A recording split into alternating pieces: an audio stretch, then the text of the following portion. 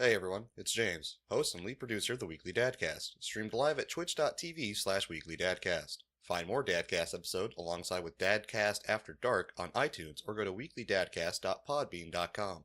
If you have a question for us, email us at officialdadcast@gmail.com or hit us up on Twitter at officialdadcast. For our stream archives and other DADCast content, go to YouTube and search DADCast.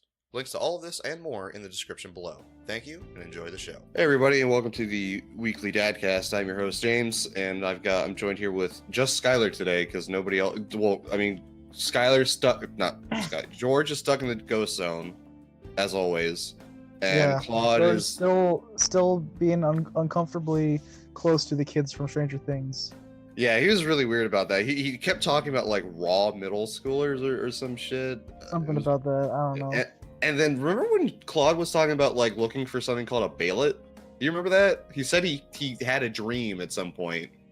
I feel like this is just common knowledge at this point that Claude would, that was happening already.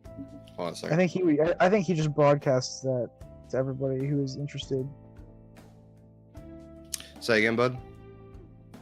Don't even worry about it. Don't even worry about it. Future James will know about it and start worrying about it in post. Sorry. So hey guys, welcome to the Weekly DADcast. I'm your host James. Today is gonna be it's just Skylar and I, and I'm kind of not in the mood. There's not a whole lot that happened this week. There was a Pet Sematary remake trailer. There was some shit about a KOTOR fan remake. It's kind of like whatever. So today it's just going to be a rambly. This week was kind of like whatever in terms of news. So today's going to be a rambly podcast. We're going to do the waifu cast because Claude will be mad otherwise, and we'll talk about our weeks or some shit. But like, it's like whatever. If you're familiar with Sleepy Cabin, the Mega 64 podcast, or the Giant Bomb cast, you'll probably know what this is like. But get all that out of the way. We have two questions, one from Anonymous and one from a listener named Kyle. Anonymous asks, I recently got into JoJo's Bizarre Adventure. What is your favorite scene from your favorite part? My favorite part that I've seen so far is part 2, and that has to be... we talked about this in the spoiler cast from last episode, which you should check out because that's probably one of our best episodes so far. Other than somebody's fucking home phone being like dialed in 3 or 4 times. Somebody. I wonder who that person could be. Who could have been? And that person kind of sounds like a dickhead. I wonder who it is. Yeah, it's almost like that guy should have just fucking unplugged the goddamn house phone. I'm not sure why he didn't unplug the phone. It would have been so easy to do that. Yeah, maybe he should do that from now on, instead of making James have to work in post like an asshole, Skylar. Yeah, Skylar. What do you mean? What do you mean me? What is it? I could never do that. You could never have ever done it 9 times in a row. So part 2, the death of Caesar. Spoiler alert, that happens. Death of Caesar is just such a very impactful moment because that rivalry / friendship builds throughout the entire part. And it just kind of comes to that conclusion. And it's really, really powerful in part 2, particularly. I'm not gonna say it's the best death scene, but it's up there in JoJo, at least. It's probably one of the best death scenes in JoJo, and one of my favorite death scenes of all time. So that's for me personally. What about you, Skylar? Is this just for the anime, or can I talk about manga stuff in here? Stick with the anime just for safety. Okay, well, my favorite part is part 7, but I can't talk about my favorite scene in that because it hasn't been animated yet, apparently. Yeah, well, I mean, because we avoided anime spoilers in the spoiler cast, so I mean... Manga spoilers, yeah, okay, sure. Yeah. So my favorite part that's been animated is part 4. Okay.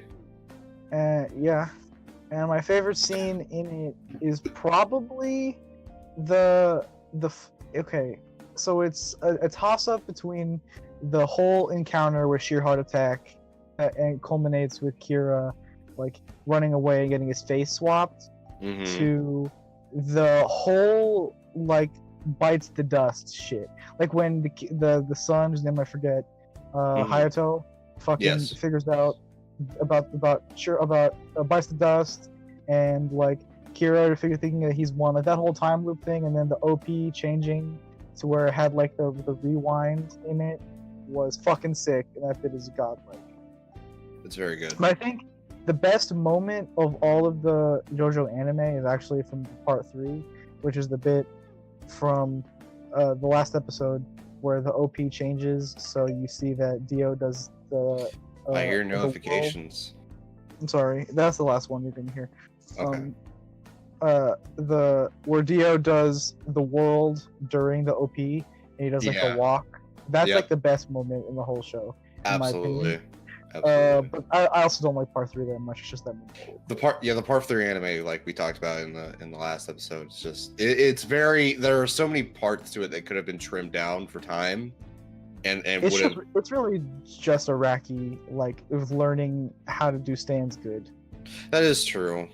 Like, you know, he is messing with like a brand new concept, but it's still it like the anime specifically could have like they could have done some more creative ways than just like we're gonna give everybody a 2-parter at after a point. Like, eh. Yeah. Remember, do a montage of all the people pre-Egypt, like just every stand fight pre-Egypt into a montage, and then just in bold letters, just read the manga, and then get right to Egypt. Damn. That's kind of what the OVA is pretty much. Yeah, pretty much. The OVA is like, oh, that was a crazy adventure we had trying to get to Egypt. Yeah. Oh well, read the manga. I wonder where Dio's at. Who's Dio? You don't need to know that. Don't worry about it. Pretty much. So thank you Anonymous for asking us. Oh, I totally forgot to shill. If you'd like to send us your fan questions, you can email us at officialdadcast@gmail.com or hit us up on Twitter at officialdadcast. I think I've been saying at weekly dadcast lately, but it's at official.dadcast if I recall.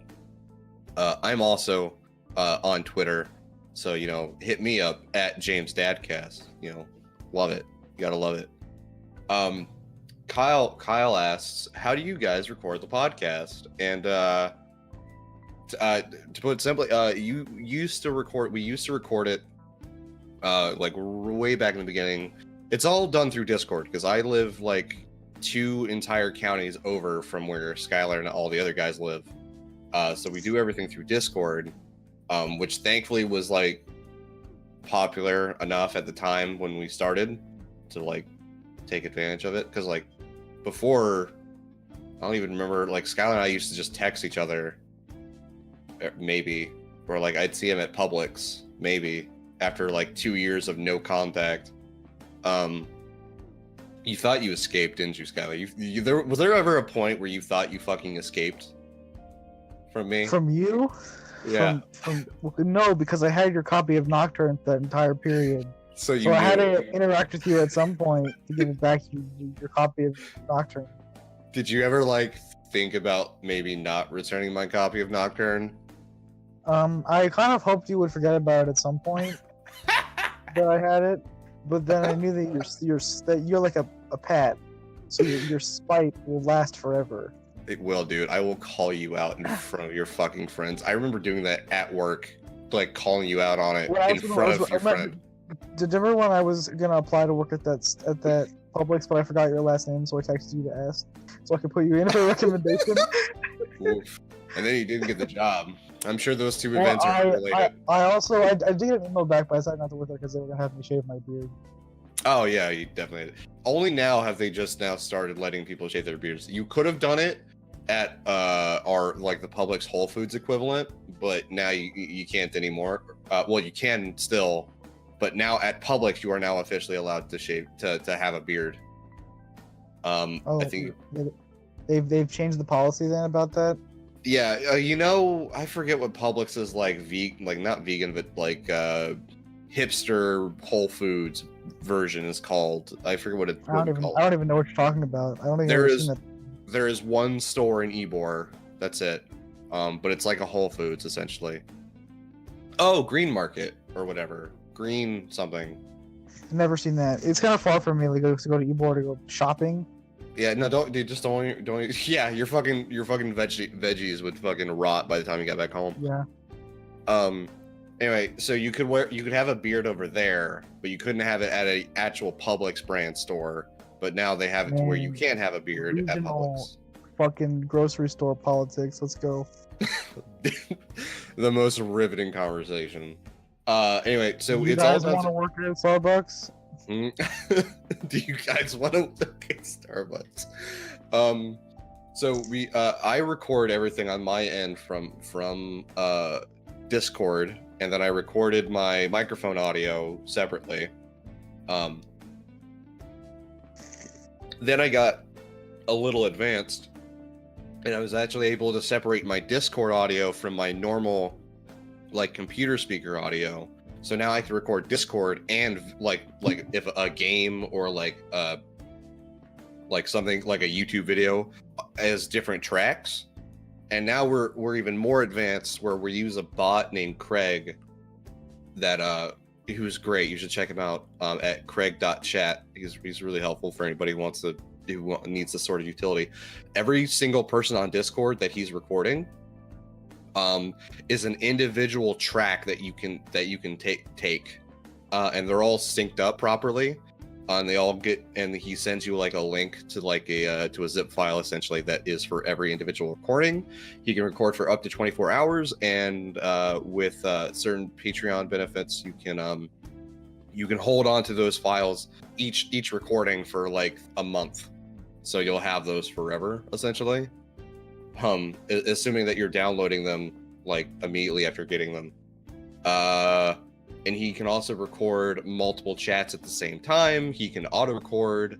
Very helpful. Definitely would recommend Craig the bot. Just look up Craig. Just go on HTTP. Just go on craig.chat. You'll find him. It's a very helpful bot. So now I'm able to actually individually edit everybody's audio, which is great to have, because before I would if Skylar's audio right now is kind of like shitty, but I can make it sound a little bit better in post. But before I wouldn't be able to do that because like Claude and George's audio would also be fucked with, and their audio would be fine normally. So it's nice to have this ability. Wow, that was a rant. That was a ramble. That was very confused. I kind of zoned out for 1 second, and then you had already talking about something. I was like, "What the fuck was the segue to this even?" It's fine. Thank you, Kyle, for sending in your questions. For anybody else, again, if you'd like to send in your questions, feel free to email us at officialdadcast@gmail.com. What was that email, Skylar? officialdadcast@gmail.com. Thank you. And then also, again, we're on Twitter at officialdadcast. So Skylar, how was your week, dude? It's pretty alright. I didn't really do too much this week. I've been pretty unbusy. So the only thing of note that I really did, I've been reading more Dorohedoro. So I mean, that's cool. That's still going. The manga's still great.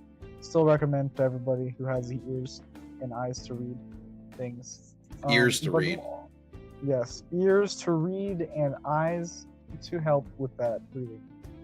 But the only other important thing I did this week was I got Hollow Knight, because it finally came out on the PS4.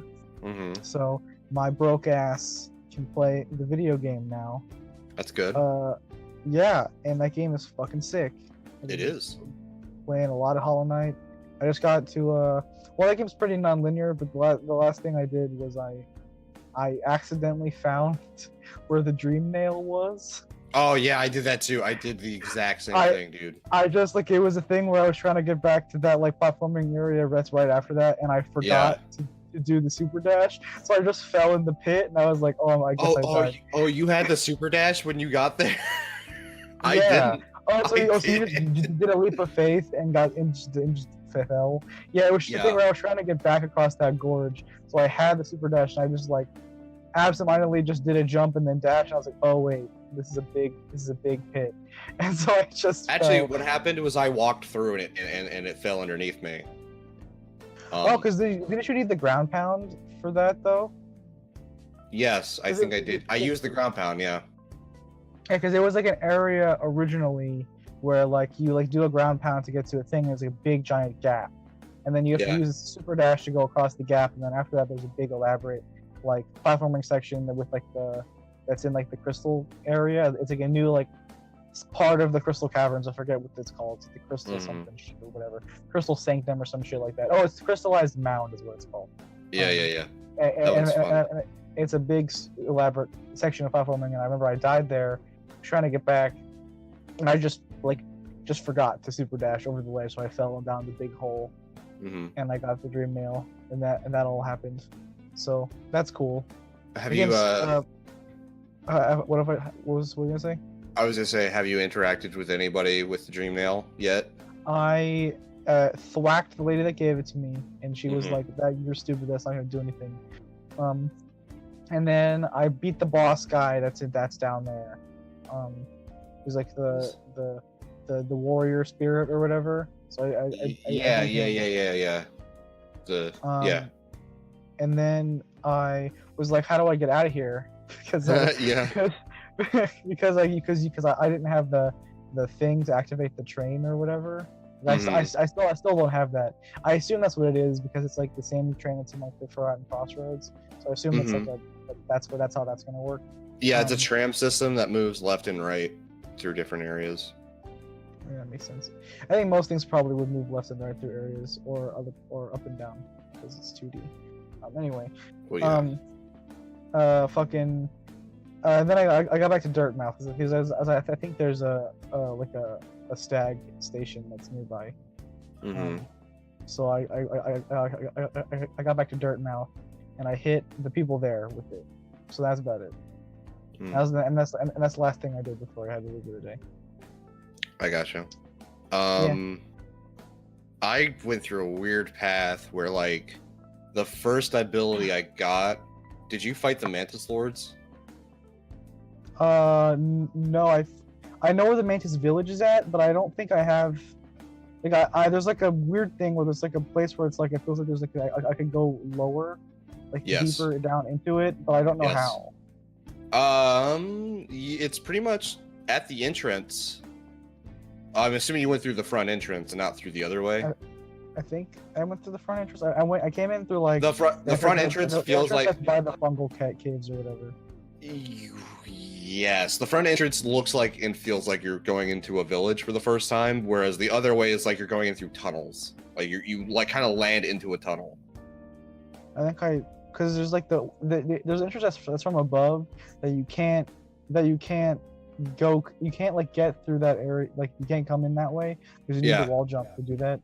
You get the wall jump from that area. Yeah, exactly. So yeah, the wall jump was my first ability that I got, and then I think the first one I got was the dash. No, the first one I got was the laser beam thing. Wait, laser beam thing? Yeah, you press circle and you shoot it like a fireball. Oh, okay, yeah, you're right. No, yeah, you're right. I got the fucking fireball and the dash first, and then I got the wall jump, and then I got the ground pound. Ground pound is fun. That boss. I keep forgetting that I have the ground pound. Oh yeah, well yeah, because like you so rarely use it. Like where I'm at pretty much is I'm pretty much set up to beat the game. I just have the 3 dreamers and then like the Hollow Knight to fight, and then whatever the DLC is. But I'm not gonna do Path of Pain because fuck that. But I have been in the area that the Path of Pain is at. And I have all of the abilities and almost all of the upgraded versions of the abilities. I think the only upgraded ability I have is the upgraded fireball, because that's the last thing I did was I fought that fight, which is fucking hard as shit. I think I'm missing the upgraded fire. Yeah, I am missing the upgraded fireball. Yeah, to get it, you need to you have to buy the elegant key from the guy in the shop after you upgrade his like when you get the storeroom key, upgrade his fucking things that he sells. Then you can buy the elegant key from him, and that opens up that locked door in the Soul Sanctum. And then that area that you unlock is literally just like that fight. Like it's like you'll unlock the door and you go through it, and it's just a room that has like this fight where it's one of the like the bigger like possessed knights that have like the big sword Oh, guy, dude, like I the have ones to. that what No, Yeah, I yeah. have to. I have to figure that out. Then that's cool.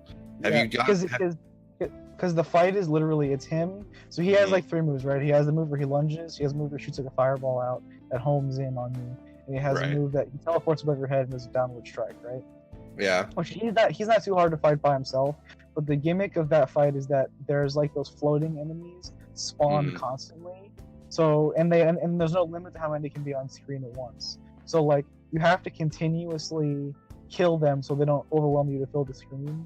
And like avoiding some of his attacks is really hard because of how those things cut off the screen. It's like the lunging strike where he goes forward has a huge hitbox, so you need to be Mhm. like at like the peak of your jump arc to not get hit by it, or you need to dash over his head to not get hit by it, right? Mhm. Those are like the two options that you have available to you. But sometimes you can't do those because the floating enemies will be in your way. Um, so like it's pretty rough at Yeah. times. And I figured out like eventually like I think what you're supposed to do in that fight is just to focus down the floating enemies so you get soul energy so you can just shoot fireballs at the guy from like a distance. So you don't really have to avoid like fighting him up close and avoiding his attacks. You just have to shoot him down with the fireballs. But it's still hard at doing that. It felt like it wanted me to have the double jump before I did that fight, but I did not have it. So Double jump. Do I have that? I think I do. Probably do. Probably do. Yeah. you think you need the double jump to progress in certain because there's a bunch of rooms I can't like progress in because I don't have the double jump yet. God, dude, I haven't touched the game in so long. I have to get back to it at some point. What else did you do this week? That's pretty much the only thing of note that I did this week. Did I start reading anything? Let me look. Yeah, I read. I watched some more Zombieland Saga. That's good. I started watching Symphogear with Claude. That's a new thing that we did. Nice. How's Symphogear? Yeah, Symphogear is pretty sick. If you don't know what that is, it's like the closest thing I want to compare to is Magical Girl Lyrical Nanoha, but no one knows what that is either. It's That's more also obscure true. than Symphogear is. Damn. But it's like this series about like to get these monsters. You gotta fight the monsters, so you can't fight the monsters unless you have a special secret power that's called the Symphogear, where lets you punch the monsters to death. And in order to use the Symphogear powers, you have to sing a song to synchronize with an ancient relic that lets you get the Symphogear powers. So basically, it's like girls singing while fighting the show. That sounds pretty so cool. uninteresting to me. That does not appeal to anything that I like. But what about how there's the part that everyone should watch to understand the appeal of this show? There's a bit in like I think it's the first like 10 minutes of season 3 which is the first thing that I've seen of the show. That's why I wanted to watch it. Is there's like the premise is that there's like a space shuttle was going to like went off course and was going to re-enter the Earth, but it was going to like not land in the ocean. And it's like things was like it's like systems failed to prevent it from just slamming into the Earth basically. So they had to like go up to prevent it from happening. So they're literally like riding on this thing all the way down, or trying to figure out a way to get it to slow down so it doesn't like explode upon impact. And it's this ridiculous fucking sequence where they're all on top of the space shuttle. It's just like re-entering the atmosphere, and like oh no, it's gonna crash into K2, the second tallest mountain in the world. How do we solve this problem? Fucking Hibiki, how about you punch the mountain and then create a giant hole so we can fly through the center of the mountain? And so she has her big dumb pile bunker arms. She punches a huge giant hole in the mountain so they can shoot through it so it doesn't explode the thing. And they're like sliding down the shuttle is like sliding down the side of the mountain, and they have to stop it before it crashes into a village and kills everybody. It's incredibly ridiculous. but it's like 10 out of 10 ridiculous anime, just hype action shit. And it's just like the designs are stupid and over the top, and everyone has dumb cool moves that have like comic book style cutaways with names on them. Like one of the girls has like all these guns, and she has a move that shoots out like Macross missile hell kind of shit, and the move is just called Mega Death Party. It has a big dumb cutaway whenever she does it. It's just cool. It's just a really cool, like simple ass action series with kind of like an interesting enough story to carry it. Hey Skylar, real quick. I recommend. Yeah. Can you pull your microphone just like a little bit away from your mouth? It's not that close to my mouth. I don't know. It's enough when you get like really into like a word that you're about to say, like it actually kind of like peaks. Oh, But, I mean, maybe I could lower my output then, because I don't know how to solve it, because my mic's nowhere near my face, so. Okay. It's okay. Right now you're good. But no, sorry. It's just that sounds cool. Just not really my thing, I guess. Doesn't sound like it's my thing. It's cool. It sounds fine. But I'm glad you're enjoying it. It's pretty fun. Also, main character's sick. She's voiced by the person who voices Froppy in My Well, Hero I guess now I have to watch it. Great. Yeah. Thank you, Skylar. Thanks. You know who she also voices, James? Who? Take a guess. You know this. I've told you this before. Is it... You say that like I would retain that information. Yeah, you don't retain any information. Oh, Come on, it's an easy question. Is it an easy question if I have Yes, literally it is. no idea who it could be? No, but who would I be smug about though? Who would you be smug about? Fuck you. It's Futaba for Persona 5. Oh, it's her. Oh, okay. Wait, Futaba and Sui were voiced by the same person? Yes, they are. Is that why Futaba's a frog? What? She's a spaceship. You're right. Yeah, she has a spaceship. I'm thinking of literally Yosuke. called I'm thinking of Necronomicon. Yeah, but what does Necronomicon have to do with spaceships? Oh, Well, 'cause aliens. Aliens. I Yeah, forgot they're and aliens. It also has like this. It has like Cthulhu tentacles coming out of the bottom of it. To be honest, I never actually saw her persona, but okay. Yeah, because you suck. Yeah. I hate you. Well, I was thinking of Yosuke. Like Yosuke is the frog, the weird frog ninja. The weird because it was Jiraiya. Oh wait, no, but that's right. Futaba looks like a frog in her little costume because of the green, and the goggles. No. Doesn't she wear goggles in that? She does have got like a visor with goggles. All right, yeah. So she kind of looks like a frog. I guess. If you want to go that way, but it says there's a bit where Hibiki is training to do kung fu with the kung fu man, and there's a cutaway of them learning how to do kung fu, and in one of them they're watching Bruce Lee. I think it's Tower of Death, where he's in the yellow jumpsuit and they're both in the jumpsuit like training, Nice. and then also cuts to them in a dojo where the kung fu man, the teacher, is dressed like Akuma, and she's dressed like Makoto. Jesus, that's pretty good. That's pretty good. It's pretty good. Yeah. So there's that, and that's fun.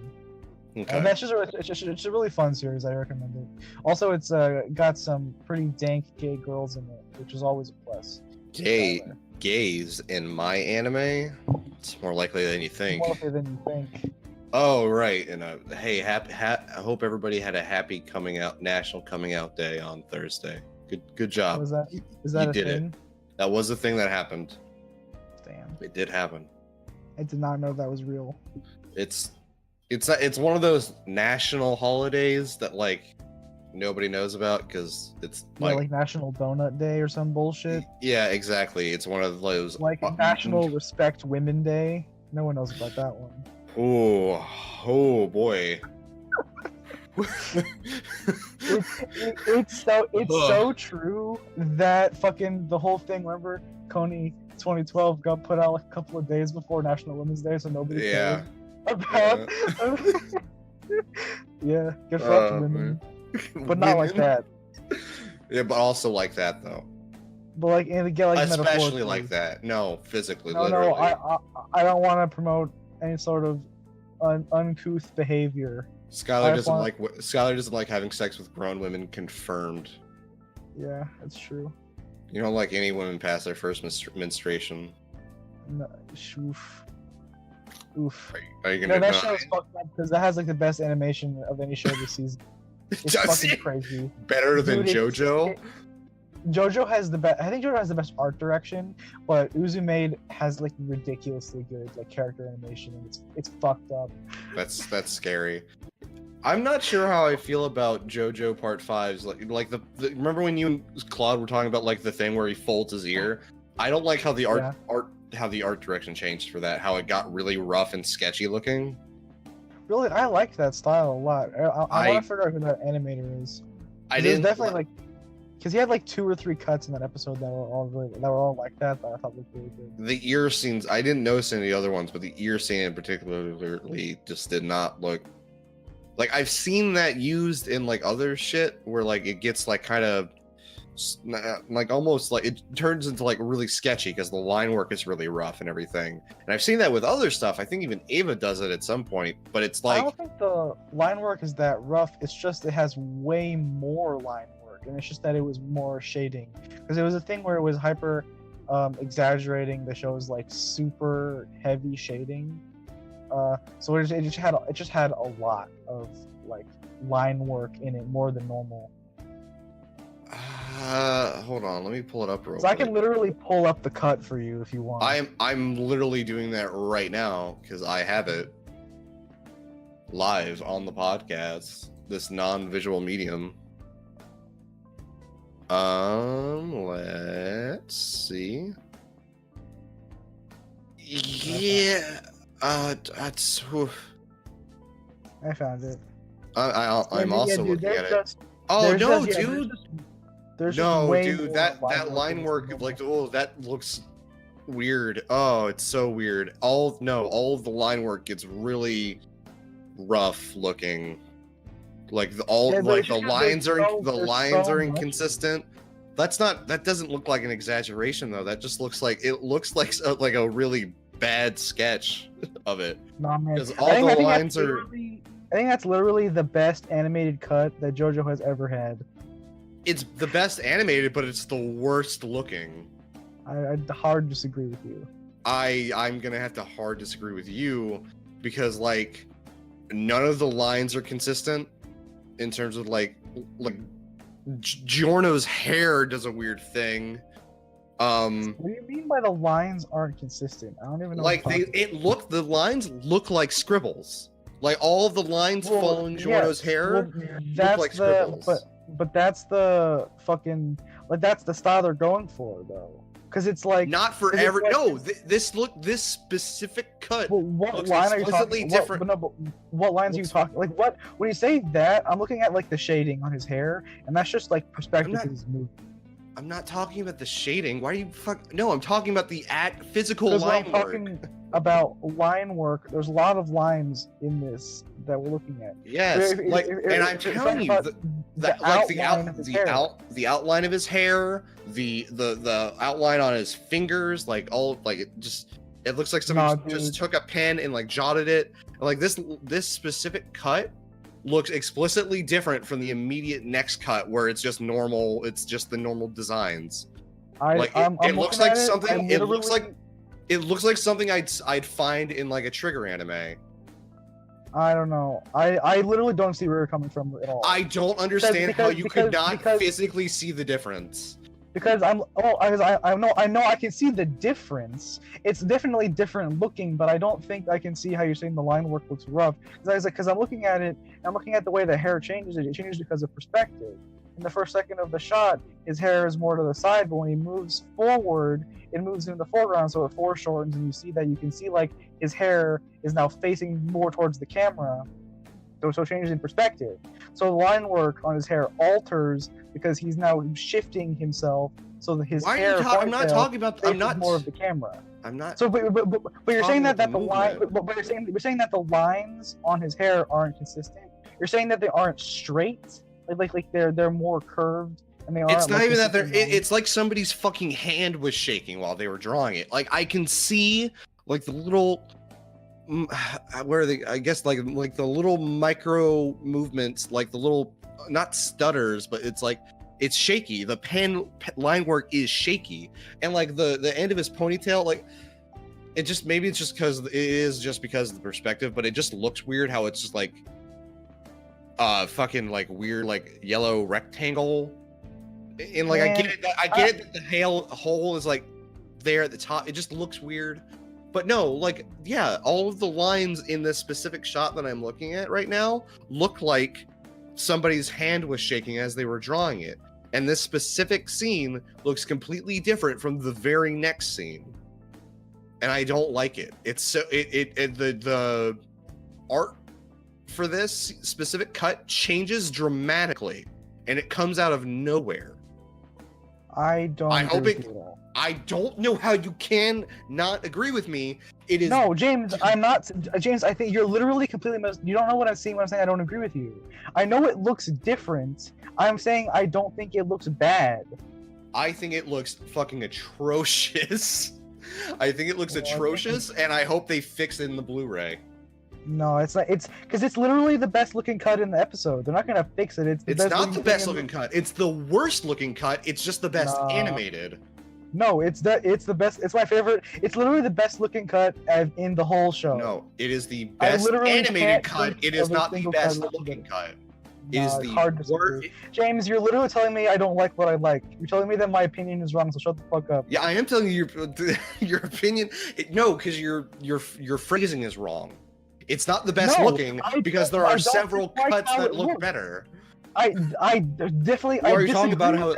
Are you talking about how it looked or how it's animated? Are you talking about how it looks or how it's? I like both. I like the art style. I like the line work in this cut, and I like how it's animated. I don't think it looks bad at all. I have to hard disagree. I really like this cut a lot. The one cut of just Giorno with like his shirt opening looks way why better than that's not a any cut. of That the was not animated. That was a fucking pan out shot.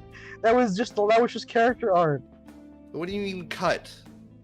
A cut of animation involves movement. He didn't really move that much in that shot. It was a shot of him with his shirt off. It's definitely not. It's zoomed out. Okay, well, whatever.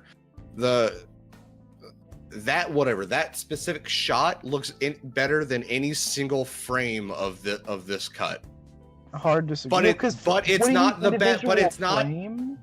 That's stupid to say that shot that of course. Oh God, Skylar, you didn't let me finish. No, James, please. No, but you can't even say that though. You can't say that it looks better than any frame of the shot because the shot is not meant to be seen as a single frame. It's meant to be seen in motion. So it is in motion. In motion, it is better animated than that cut with Giorno's shirt coming off and that cut with him and Leaky Eye Luca. But in terms of like how the characters character art changes, and I get why it changed. Like you can't have that level of like quality with for something this detailed of animation. It just looks weird. It just looks weird cutting to it and seeing how it changes. It just looks weird, and I hope it gets a second pass when the Blu-ray comes out. No, you are explicitly wrong. You are explicitly wrong. What am I? I'm wrong about me liking it. I'm wrong about the fact that I like the cut and think it looks good. What the fuck are you talking about? You're wrong if you think that what I'm looking at looks better. No, dude, you're wrong. You're just wrong. You're fucking whack as hell. No, dude. Dude, the line work looks like somebody was fucking was having a fucking palsy attack while they were trying this shit. Dude, you're fucking. Oh, you're dude, fucking it looks so bad. It looks so bad. It looks so bad, dude. All right, we're moving on from this bullshit because I'm gonna fucking kill you if you don't Do shut the it. fuck up. Fucking do it, dude. Stewie's Oh, God, coming. Stewie's already gonna kill you tomorrow, so I gotta do nothing. Claw's gonna hear this tomorrow. And he's gonna tell Stewie to aim for your face more. He's gonna hear on Monday. Fuck. It'll be too late. But yeah, JoJo Part 5 is going great so far. I haven't seen episode 2 yet. Is that out yet? Yeah, it came out on Friday. Okay, it comes out Fridays. Okay, good to know. Yeah, I'll have to check it out. Yeah, I mean it was a good episode. Fucking Bruno is the best. Yes. Fucking Sticky Fingers is the coolest stand. What do they call it? What do they call it? It's of course called Zipperman. It is. Because I think they're just taking all of the ones from the games, right? Because that was what they did for Part 3 and Part 4. Probably. Yeah. Gross. Which means we're definitely gonna get Flaccid pancake. Accent at a reasonable price. Oh, that one. God, that one's gonna be weird. In 100 years. Because how are you gonna do Filthy Accent at a reasonable price? What are they? Because I was thinking, like we were saying before about it, that they might just call it D4C the whole time, right? I wouldn't even mind that, to be honest. D4C, like that comes off better. Because that was the thing where he calls it Dirty Deeds Done Dirt Cheap, like in the first couple chapters where it's there. But then every time after that he just refers to it as D4C because it's too long to say that every time. So they might just shorten it to D4C even when he said it wakes up the first time. But who knows? Or they could do FADAP, Fad App. Fad App. Hey guys, I want at a reasonable price. Hey guys, I want you to check out my new Fad App. I mean, I actually mean Fad ARP, because the ARP is reasonable price. Fad ARP. That's my sick stand. Fad ARP Part 4. Make me vomit. Yeah, can't wait for more JoJo Part 5. Can't wait. Yeah, man, JoJo's good. What a hot take. Oh yeah, oh man, God. My week was pretty whatever. I watched JoJo Part 5. I worked, pretty much. Yeah, I think I explicitly only worked this week. I've worked 37 hours total. This is my only day off other than tomorrow, and tomorrow's not gonna be much of a day off. Man, work is rough. I haven't had any time to like think about I haven't had any time to think about anything like creative, which sucks because like I've got a couple of ideas, but like I haven't been able to like commit to anything. Yeah, I get you. I watched the original Psycho film by Alfred Hitchcock. You can do it. I believe in you. Alfred Hitchcock. That's his name. You did it. Cool. So it's a good movie. I love the way they use music to. I like the way he utilized the string instruments. Who did that score? I forget. Was that Bernard Herrmann?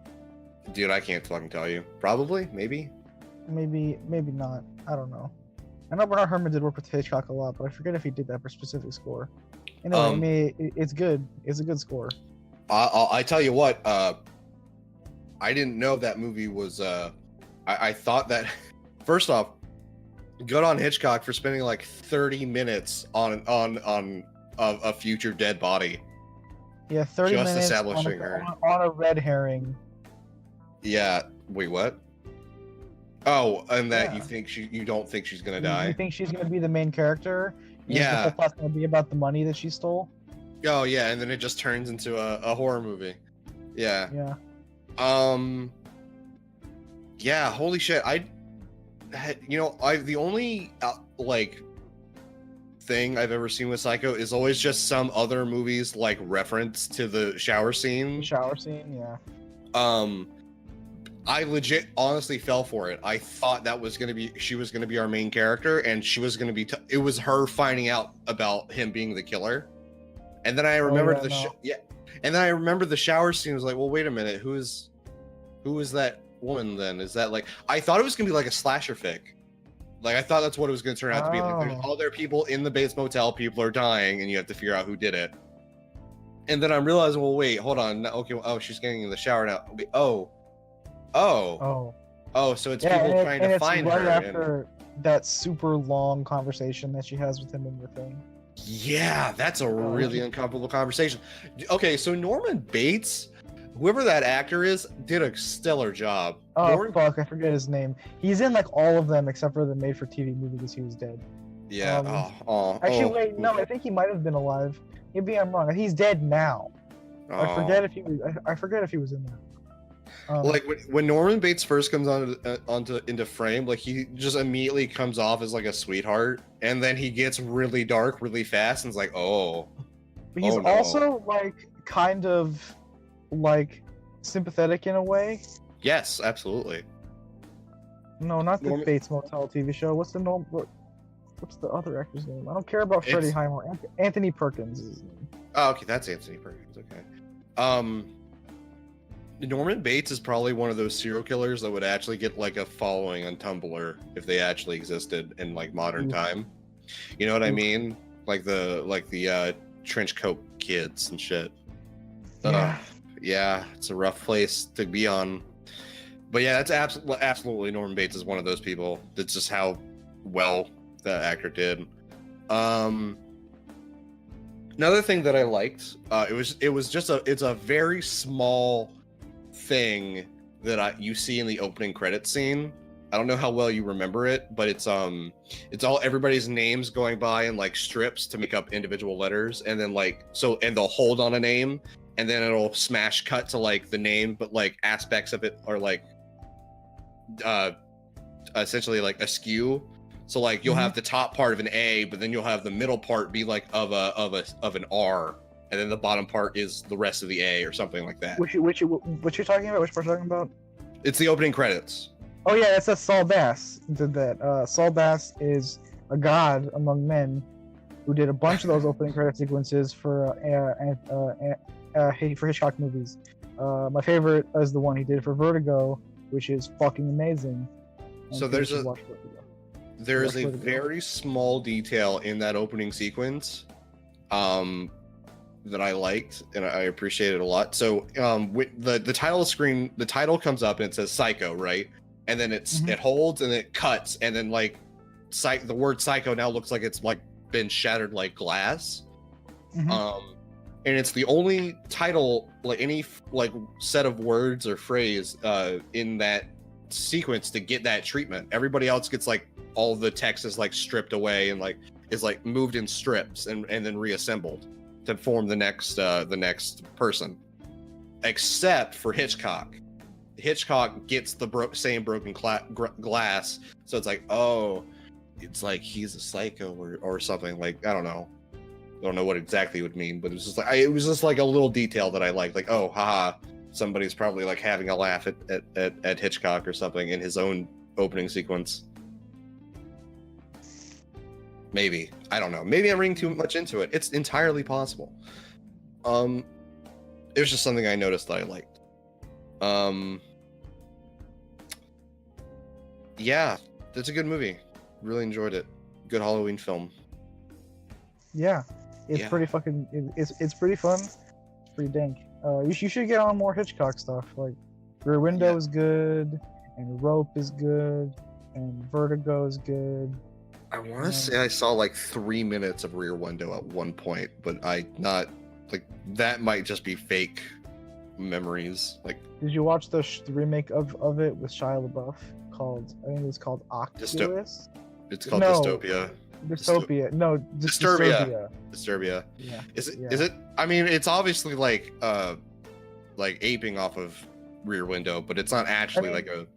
It isn't literally remake in the sense that it's called Rear Window, but it's literally just a Rear Window remake in modern times. Yeah, I did watch that actually, and I had like one of the worst nightmares ever immediately after that, to the point where I renamed that nightmare just Disturbia. Damn. Yeah. You ever named a nightmare before? No. Yeah. I had the werewolf one when I was a kid. That's the only nightmare I've ever had that I remember. Okay. Because it was recurring. Yeah. Disturbia wasn't recurring, but there is another nightmare that I've had that is recurring. I haven't had it in a while, but I have had it like multiple times, like sometimes multiple times in a year, and it's rough. Where it's just like, what's a weird concept is knowing exactly what you're experiencing in the nightmare and being able to identify what's causing it. So in the nightmare, it's like, it's hard to describe, but it's a very strong sensation of pressure. And then like a loud booming voice, and all of the pressure like breaks and dissipates. And then there's something about like a ball rolling in like a wooden maze, but it's like it's like a really muddied image in my head.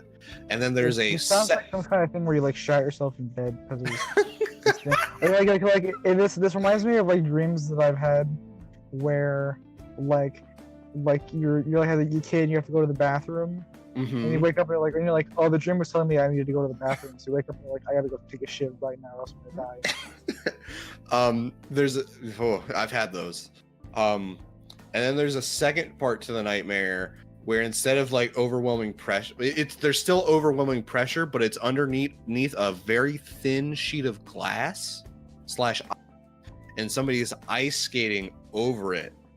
And if they mess up, and that was also like that's also a running theme of the nightmare, is like something messes up and then everything breaks, right? So if the ice skater messes up and doesn't move in a straight line, the glass shatters and then it restarts, and you get that same overwhelming pressure sensation again over and over and over. This sounds like that one guy from Greece, I forget his name, I forget what that what do you call it? What that proverb is about? What the guy's name is? Who has to roll the boulder up the hill forever? Oh yeah. I know who you're talking about, but I don't. Not Hermes? No. Prometheus. No, it's Prometheus. No. Prometheus is a dude that stole fire from the gods, bringing to the humans, and his punishment was that he had to be tied to a rock and then every day. Oh, okay. Very different. Yes. I forget. I think the dude who rolled the boulder up the hill, it was what he did was he temporarily stopped people from dying. Like he just like, I forget what he did exactly, but the effect of it was that he made it so that no one could die for a period of time. And so what happened was that as punishment they made him like Sisyphus. Sisyphus. There we go.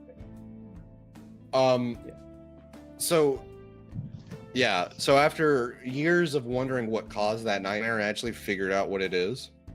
Like right now, you figured it out? No, I figured this out like about a year ago. Like I understand what that sensation of pressure is. It's my tongue inside of my mouth rolling. Oh, there. Okay. Yeah. I sleep on my side, so I never really had that issue of like my tongue hitting the back of my throat. No, it's not hitting the back of my throat. It's lying on the sides of my mouth. Oh, weird. Yeah. And what the weird way of like discovered that is just, I was like, you ever just like mindlessly like move your tongue around your mouth just to like trace the edges of your teeth or some shit? Just yeah. That I was doing that, and I felt a very similar sensation. It was like, wait, what is that? And I just kind of kept doing it, like just pushing my tongue in various spots to try and like figure out what this weirdly nostalgic feeling was. It was like, oh, okay, that's weird. And I just like, not a day nightmare, but just like sudden wash of like the feeling of terror.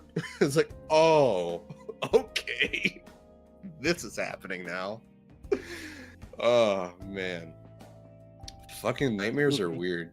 Yeah, it was real spooky. I mean, I've had like weird ass, like I feel like in more nightmares I usually have weird dreams that like kind of make no sense at all.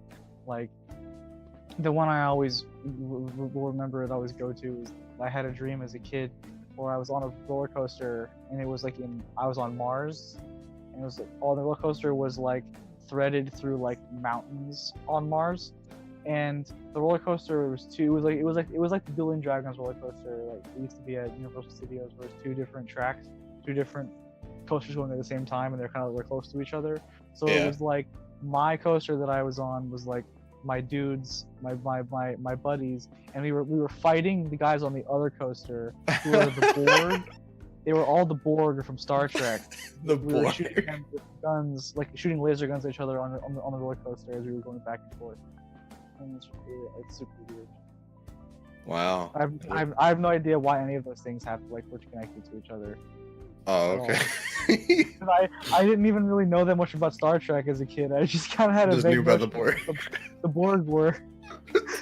Like, because I played the PS2 for first-person shooter. Oh no. Star Oh Trek. no. And the first level of that game is you have to go through the Borg cube, but it's like a simulation or something. Oh, dude. No, I'm sorry. Are you okay? Are you okay? I actually almost beat that game as a kid, but the final That's boss is really is sad. ridiculously hard. The final boss is like outrageously difficult, so I never ended up beating it. Is Like, the it's one of those final bosses where you shoot it and you can't tell if you're doing damage. So I like wasted like all the ammo and all my guns on it, and I was like, I don't think I can win. is the final boss Entropy? No, the final boss is a big dumb like monster that jumps around.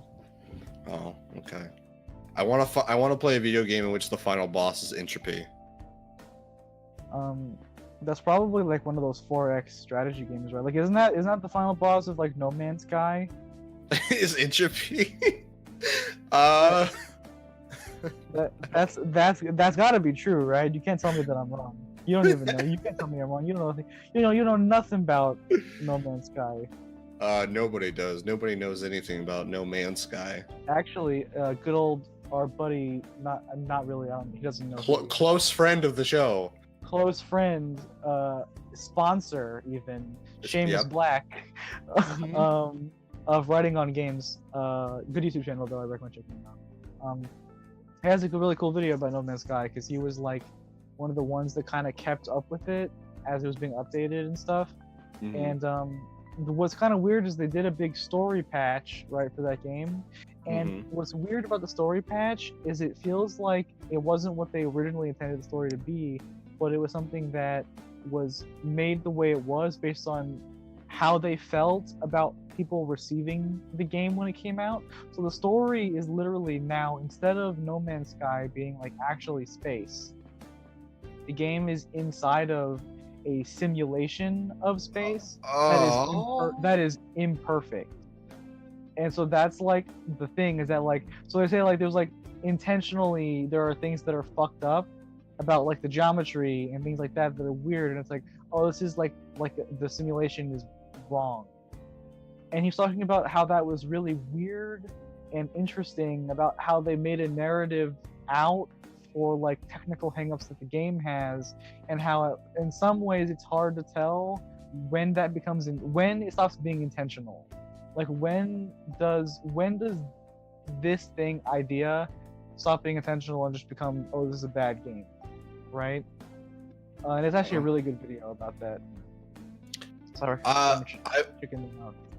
I would say that the point in which that becomes like not being intentional would be whenever the mechanics or the systems in place of the game actually like start gnawing at the player experience and making it less fun to play.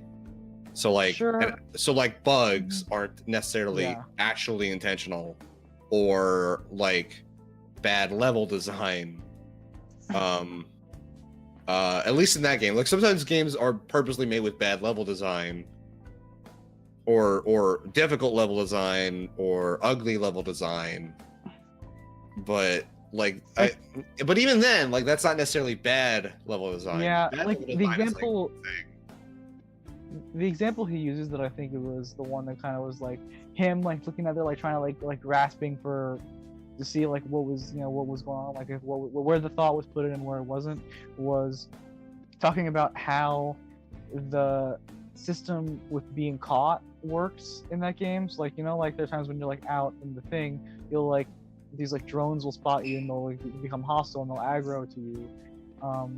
And the way that it works is you can't, like, usually when you get caught, you're basically boned because Yeah. you can't kill them fast enough to make it so they stop spawning, and you can't really run away fast enough either. So he was like, he was basically like, okay, so is this supposed to be some sort of commentary on like the perpetual cycle of violence, or is this just really annoying and I hate it? I think it's just really annoying and you hate it. So he was basically like, there was a lot of stuff of like about they talk about in the game, right? Just little things kind of like that, less ridiculous than that, but little things like that are like that in the game where he was like trying to figure out if certain weird bullshits in the game were intentional on the part of the developers, or if it was just poor game development or production, Yeah, I gotcha. That sounds really interesting. Yeah. I'll have to check that out. He has also a great video about Detroit Become Human, about how it's like the funniest game he's ever played, which is pretty good because it's pretty funny. That's good. I'm glad. I'll have to also check that out. Seamus Black, you said? The channel's called Writing on Games. But Writing on Games. He always introduces the video by saying, "Hello, I'm Seamus Black of Writing on Games." So. Oh, okay.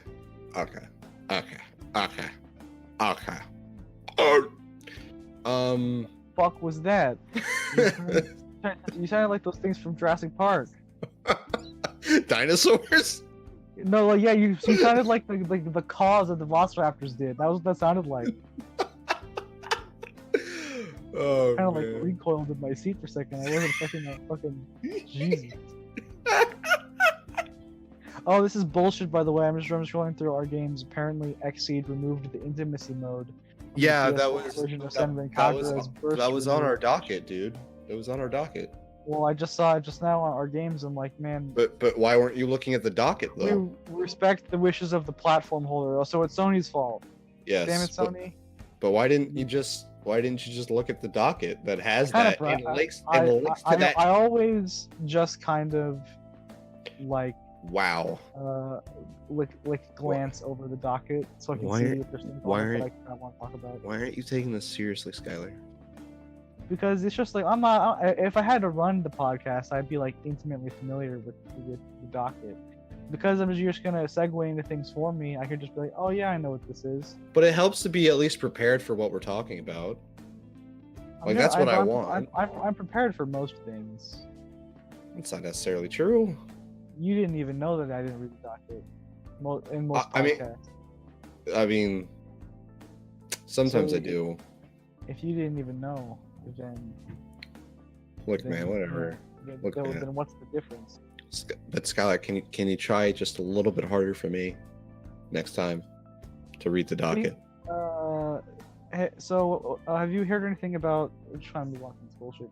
Did you hear anything about Sweary's new game? Because it came out this week. Jesus, guy. What happened? What the fuck? My phone just had a freaking. Okay, sorry. That was that was my fault on my end, but I don't know what happened. My phone just had a weird meltdown where it called Siri for some reason. Called Siri. It activated whatever the Google version of Siri is. Bixby? I think they use Bixby. I just call it her Barbara. Her Barb? Because I know. No, Yes. it's actually an inside joke because my grandfather he named his GPS Barbara fucking years ago. And so now, ever since then, every single computer voice always is Barbara. Because of that. Okay. Yeah. It has nothing to do with the film Her? I haven't seen Her, actually. I was actually supposed to watch it yesterday, but then I was out all day. Because my friend was like, hey, I have it, we could watch it together, and I was like, sure. But then yesterday was my brother's birthday, so I was out. Happy birthday to Durham. His birthday was on. Well, actually, yesterday was Friday, but it's Saturday. Today is Saturday, the day we do the podcast. And I've done so much bullshit the past couple days. I felt like it had to have been in multiple days because I was so busy yesterday. God damn it again! I don't know. Maybe my headphones are dying. Maybe Because I didn't even move. I just my phone. Yep, my headphones.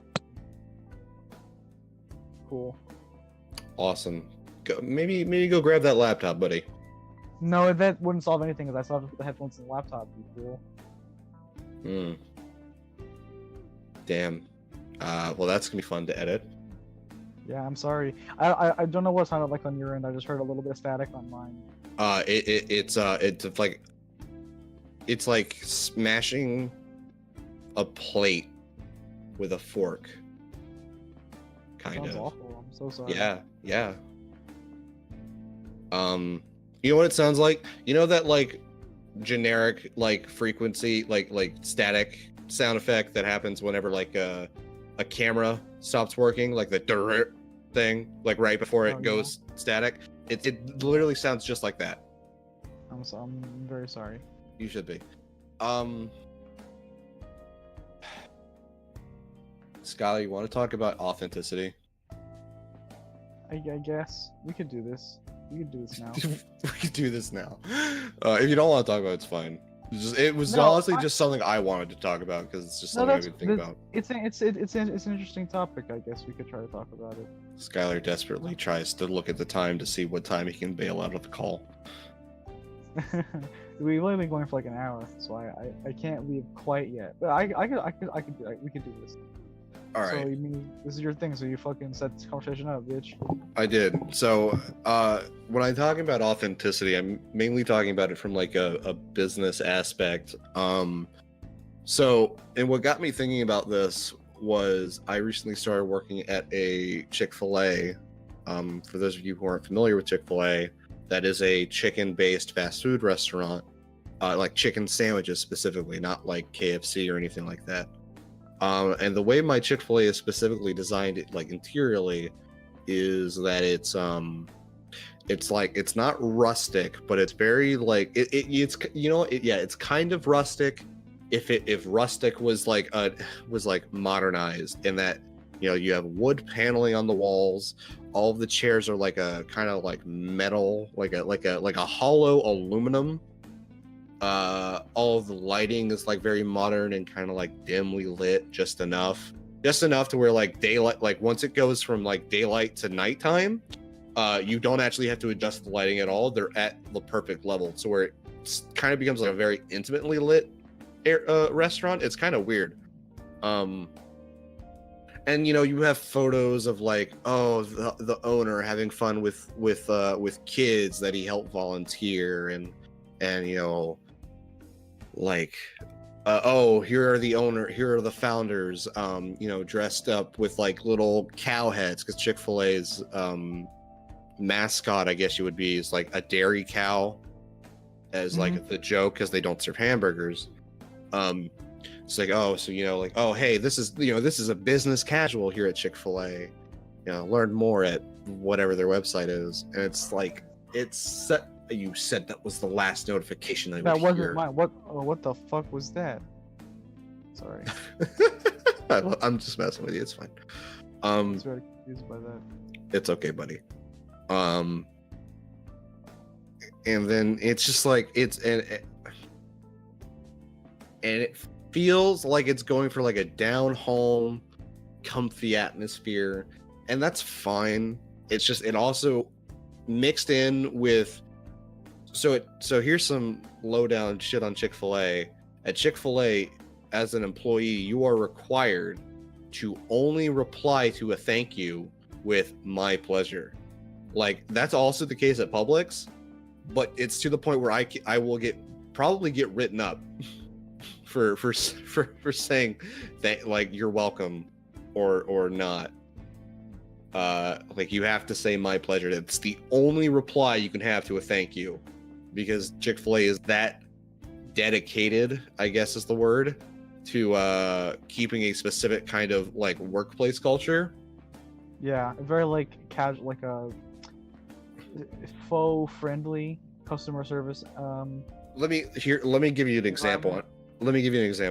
So when I was at my orientation, there's a pamphlet that they give you. Well, it's a booklet rather, that talks about second mile service, and what that is actually a metaphor for, or not a metaphor for, that is based off of a thing from the Bible, This restaurant is also like heavy Christian undertones to the point where it's not really undertones, it's overtones. For those of you who might remember, Chick-fil-A was that one place that like people were really upset about because their owner would donate profits to what's the word, homophobic like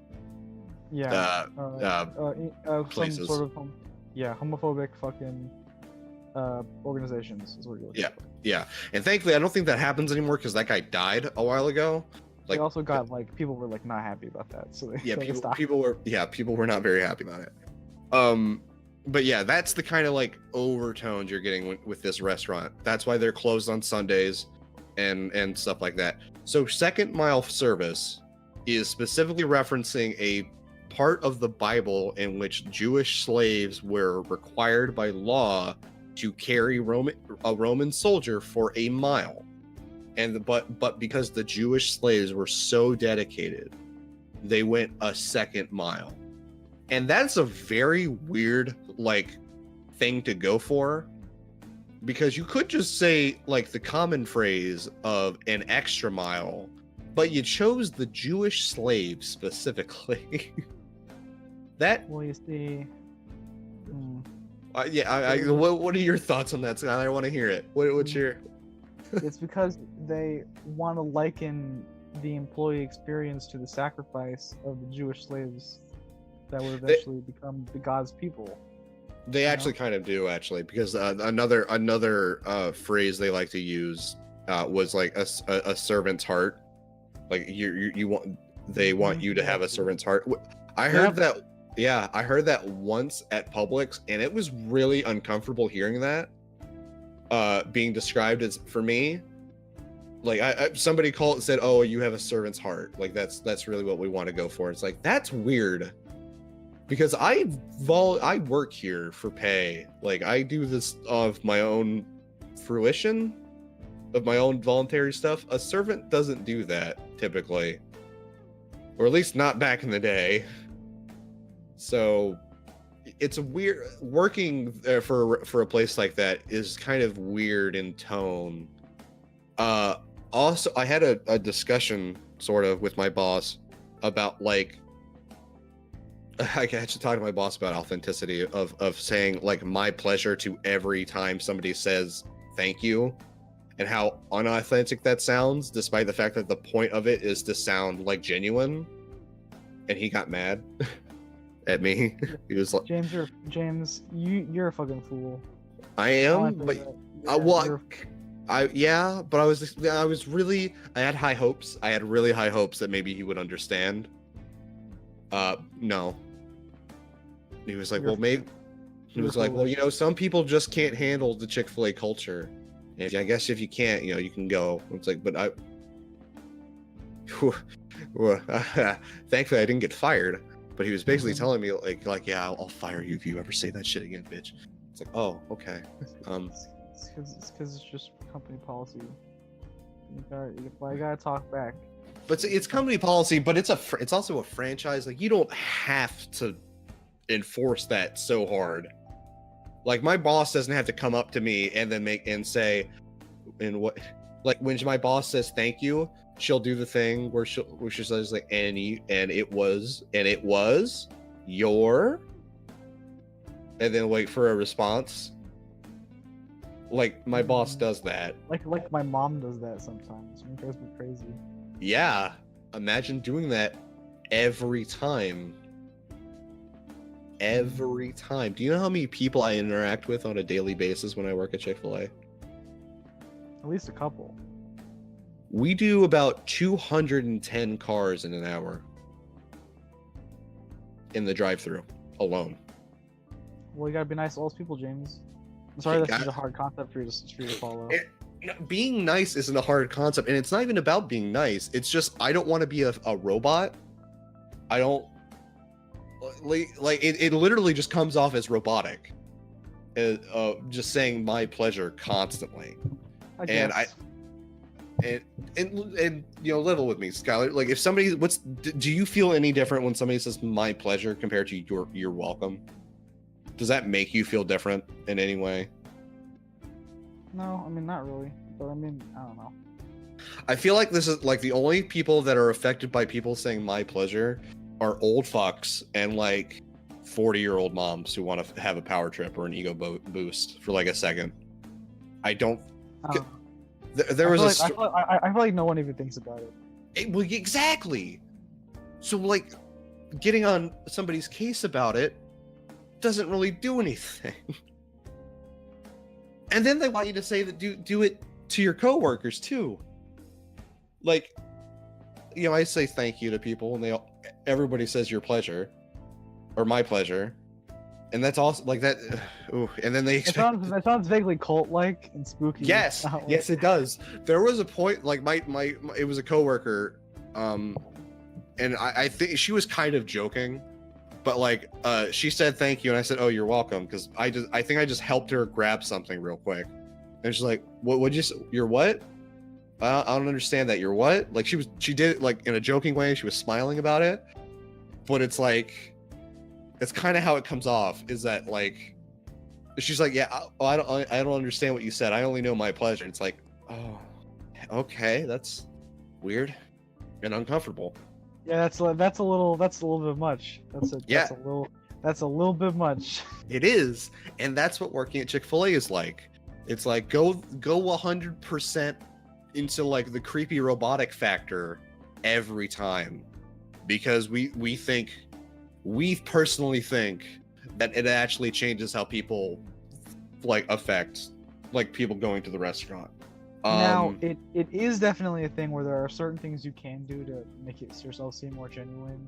Of course. I think what it is they want you to say my pleasure because it's non-standard as a response to that, so it stands out more. If you were to say like you're welcome or some other similar thing to that that's more common, people will be like, yeah, whatever. But you're saying my pleasure, they'll remember that you said that, maybe. Then you do it every time, and they're not going to remember it. Not everyone eats at Chick-fil-A for every meal of the day, though. Oh boy, let me tell you about the people at Chick-fil-A. Well, yeah, yeah. That's like when it's like the crazy shit. My friends that work at Starbucks don't talk to me about their regulars. Like, yeah. Concept to think about, really. Also, Durham has Subway regulars also. Ooh, that's a bad place to be a regular at. One of them is Crazy Chris, by the way. Oh, that's a bad name to have. Fucking, he talks about Crazy Chris comes in. Oh, this is regional as fuck, by the way. But, so on fucking Gun Highway, sort of, by a high school we went to, there's this guy whose name is Crazy Chris, and everyone who lives in the area knows who he is because it's impossible not to. He's outside every day on his bicycle. Oh shit! My stepdad actually has done, because he's a firefighter, but they also do medical stuff. Has been on 2 calls in which Crazy Chris is the guy. Yeah, so he's a dude out on his bike, and he rides his bike around, and he has a big cooler on his bike full of beer, and he never wears a shirt, and he's like this big, muscular, fucking like black man. He's really, and his deal is that he never stops talking. Everyone calls him Crazy Chris because he's literally just rambling constantly to nobody in particular.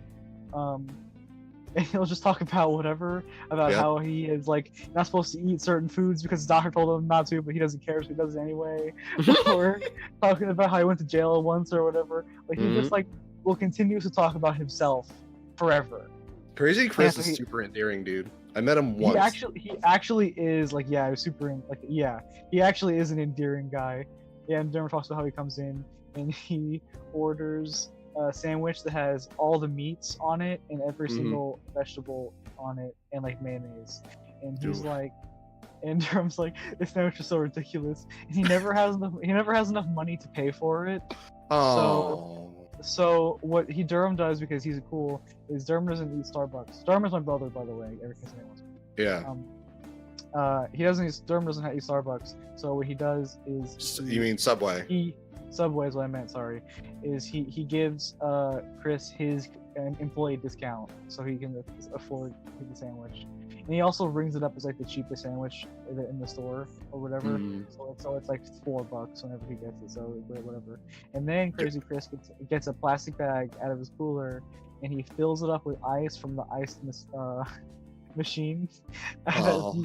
From there you get soda, and he Uh-huh. leaves it on the back of his chair. And every time he says that he spends so long talking to him and eating his food in the restaurant, that the ice in the bag always melts. Oh.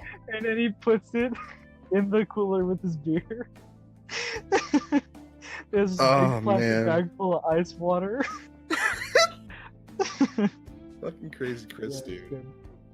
So, Yeah, he's great. yeah, wow, man, I wish I had a Crazy Chris here. I just got DoorDash people, Awesome. that are. Well, I mean, they're nice. DoorDash people are nice most of the time, but like, anyway, yeah. Oh, that was another thing. So when I'm working, I usually play like the kind of snarky but funny person at work. And all of my coworkers that appreciate it, at least the ones that I talk to, they're like cool with it, right? But then like I did it one time, sort of, not even to a high degree with one of my supervisors. I was like, I think she just said something wrong, and I corrected her in like a snarky way, and she was like, "Oh, don't be snarky. It's not endearing to you. Nobody likes it." And then in the back of my head, it's like, "You're the only one who's ever complained about it in my 5 years of working anywhere. You're the only one." Yeah. I will continue to be snarky forever. It's just like, I don't know. My to reel this way back in authenticity. Yeah. I really dislike it when a work culture is, meant to come off as genuine, but everything about it just becomes robotic and kind of cultish in a way. Well, okay. How do you feel about like those Twitter accounts that like pretend to act relatable by posting like memes? I hate them as a concept. Like, I feel like- it's funny that Wendy's Twitter is kind of snarky and rude to their, competitor Twitters and stuff. But like that's straight up just a company that hired an intern to do that. Yeah, And like I feel like good on that intern for being funny, but the company though. I guess. Yeah. I get in my opinion, I feel like in that case, for me it depends completely upon the tone of which the jokes are. So I like Wendy's Twitter because the snark is fun. I think it's Denny's Instagram where there's a guy that just posts these incredibly weird and kind of fucked up photoshops. Oh where no. it's just like super like weird, like almost like avant-garde fucking posts where it's like a dude and his like back fat is pancakes. It's just like shit like that all the time, and it's all weird and kind of unsettling. And I'm a fan of that because that's weird as fuck. I'm looking into it. I think it's Denny's. It's one of those like breakfast places. It's Denny's. I'm looking at it. Let's see. There's a pumpkin pie Photoshop to look like the Wi-Fi symbol. There is a hamburger-headed man eating his own head. Let's see. Yep, that sounds about right. A child jumping into a bunch of French bread. Desires of the stomach. A woman using some leaves as a workout bicycle. A baby covered in pancakes. Desires of the stomach, by the way, is a dude who looks like he's pregnant with a burger. No, he's holding a burger romantically. That's what it's called. A giant burger. Okay. Yeah. A girl looking like she's studying hard for a test, but it's ham and eggs. A watermelon cracked open to reveal egg yolk. Dude, the one with the girls that have like bun eyes. yeah, I'm looking at that right now. That's horrifying. Oh, dude, the muscular man that's a fucking rotisserie chicken. That's the one. Yeah, that's the one bad. that really got me. Yeah, one of these images is going to be the album cover. I can feel it. Yeah, oh, the tarantula, that's a fucking couple ranch also is pretty bad. I haven't gone. Oh, there it is. Yeah, that's bad. Yeah, dude, yeah, so like, I like Denny's Instagram, and I fucking The love Sonic. pancake, the classic vertical one in a row game. That's Which pretty one? good. Yeah, It's the Connect Oh, yeah. 4, but it's a Yeah, Connect pancake. Four. The classic yeah. vertical one in a row. Yeah, that one's pretty good. I also like that one. Yeah. Anyway, and I like Sonic Twitter also. Sonic Twitter is good and cool. But then at the same time, you have Moon Pie Twitter, which I don't like. You don't like Moon Pie Twitter because it's depressing? No, because it's faux depressing. That guy's not actually depressed. Oh, okay. He's just making depression memes in order to be relatable to the millennials who, you know, they make like the self-aware me IRL memes, and so that's just what they're going for. And I think that's like a level of ingenuity where you're like kind of it's kind of weird because it's literally like using a self-deprecating like sense of humor that is associated with mental health problems to promote your oatmeal-based cream cookie, and that's weird. I'm not a fan of that. Okay, I see what you mean. Yeah, that Moon Pie Twitter, now that I'm actually like remembering and looking at some, is a different kind of disgusting that I feel is worse. But I still personally dislike these as a concept. Also, well, how do you feel about like Arby's Twitter? That's another one I forgot. Where they have the one The intern weebs? the one intern that makes weeb shit. That guy's that's actually godlike, by the way. He even went to fucking Anime Expo and he made a giant nightmare for Soul Calibur 6 I saw out of Arby's shit. Like that's actually really cool. Like I actually like that. Like that's actually smart. That's even smart marketing. Because it's like they're pandering to a very specific crowd, but he's like that's a guy who's talented. He's probably getting paid pretty well. They remade the ED for Fully Cooley for a commercial, and that guy's. I mean, he's doing good work. I hope he's getting paid decently. And that's like the kicker, I guess, for that, because he's like, you know, that actually is really good marketing in my opinion. I guess. Because they are pandering to it. That's the thing. It is because at a level it is just pandering, and projecting an image of whatever to be you know, be seem relatable. I think on the spectrum, I'd say like Arby's Twitter is the most benign of them because it's literally just like, hey, weebs, you go eat at Arby's because we got the weeb shit, right? You know, Nier Automata comes out. Look at this Nier Automata milkshake that I made. You know, and so like that's fine because it's just like a guy making some fucking cardboard art and shit, and so it's whatever. And then like, you know, you could say that like Wendy's Twitter and like Sonic Twitter and stuff are kind of like a step below that, where it's like projecting this image of like, you know, meme culture and like, you know, in there that's like appealing to young people now. But in the same way, I feel like appealing to demographics is kind of a business thing in general, and that those two instances are companies actually succeeding at doing that, where the alternative is like, you know, fellow kids type shit, where you get like Pokemon Go to the Polls kind of stuff. Oh, I forgot about Pokemon Go to the Polls. Yeah, and like that's like the worst case scenario version of what they're doing, where it feels like they actually did get a young person who's in touch with life to run this Twitter account. Yeah, and then like Moon Pie Twitter is you have a guy that like, you know, might be in touch with the current kinds of humor, because me IRL kind of humor is big right now, but also utilizing that style of humor to sell cookies is kind of disgusting. In a way that acting snarky on Twitter is not. Because like telling that guy off about how he doesn't understand how freezers work and refrigerators Like that's just funny because he was being dumb on Twitter and he got called out by the company. Yeah, pretty much. Yeah, like that's fine. But just like, yeah, posting like Forever Alone, Dank, Me IRL, to Me IRL from Me IRL style memes, and then being like, but by the way, please buy some cookies to ease the suffering of your existence. Yeah. Like, Oof. That's actually worse than going, hey, are you depressed? Eat a moon pie to make you feel better. It's actually worse. It's more like feed into your depression by eating moon pies. It is. Also, like eating food that's bad for you is not good for your depression. Also, just want to throw that out there. Yeah, that too.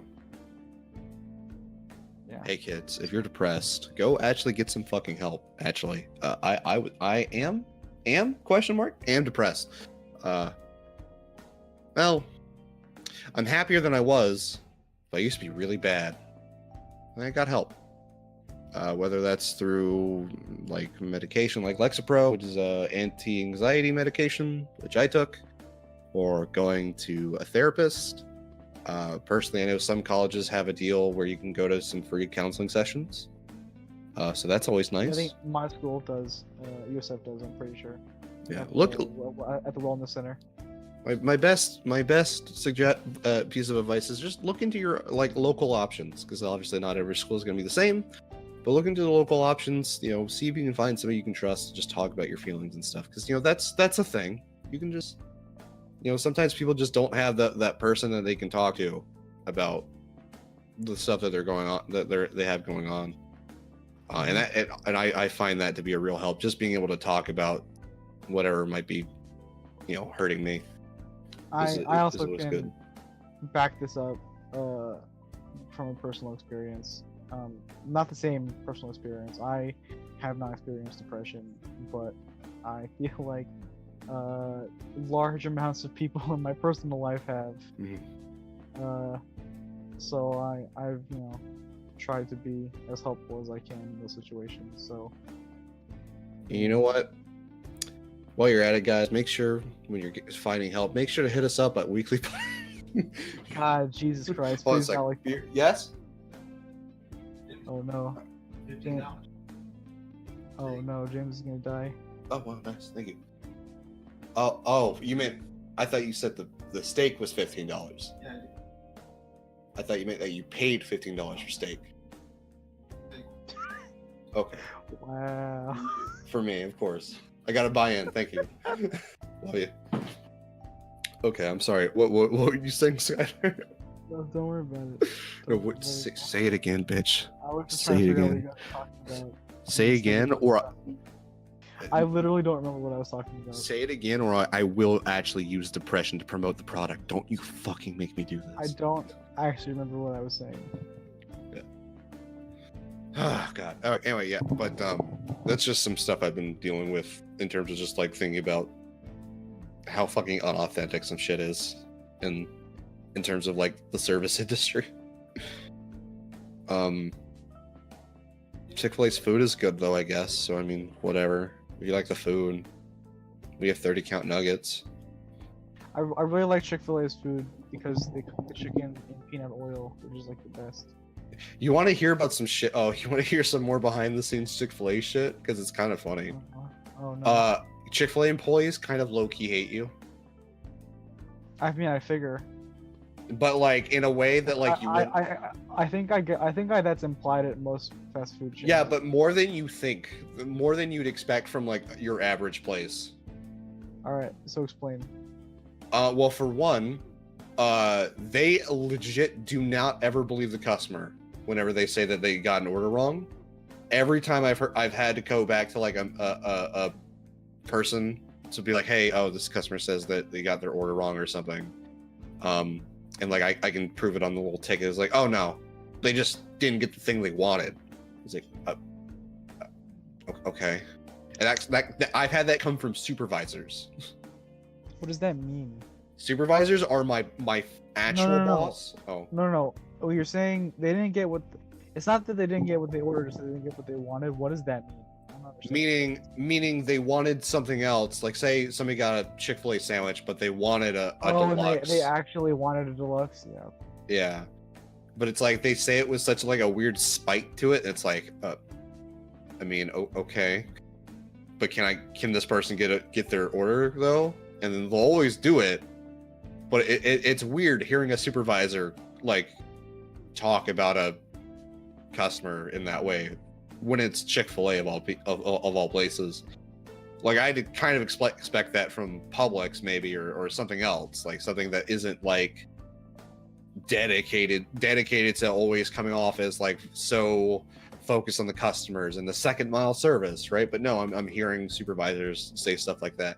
And then there was a girl at the drive-through who was working drive-through, and I believe there were still customers in the line who was talking a lot about like she was having sex with an older man who was also already married.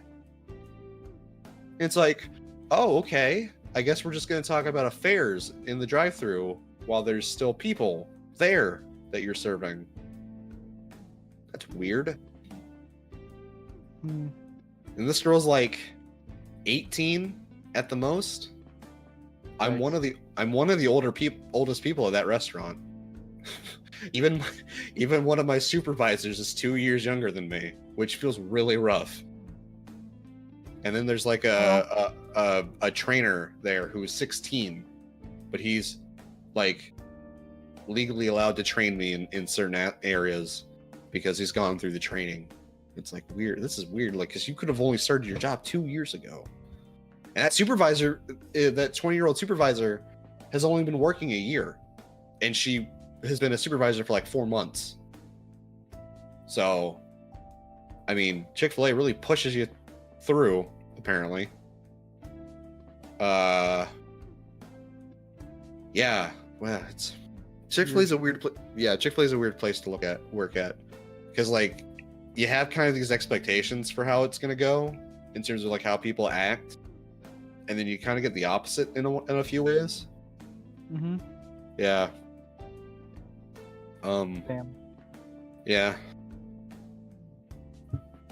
Oh man. Fucking. Anyway. Yeah. Anyway. I guess we move on to the big discuss. Yeah, let's move on to the big discuss. We've been recording for about an hour and a half now. So, big discuss for today is, what is your favorite horror film franchise and why?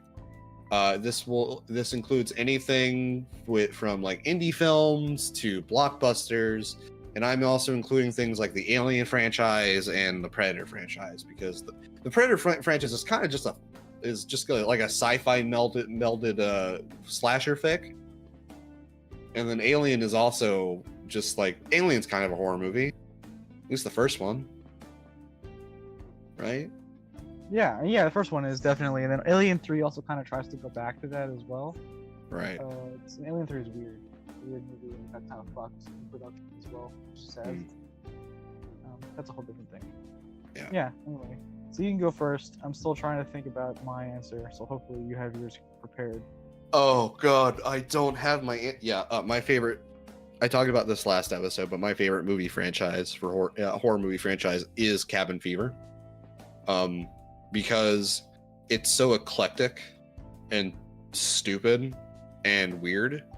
To give a quick rundown, Cabin Fever 1 takes place in like a fucking out of the way like rural town.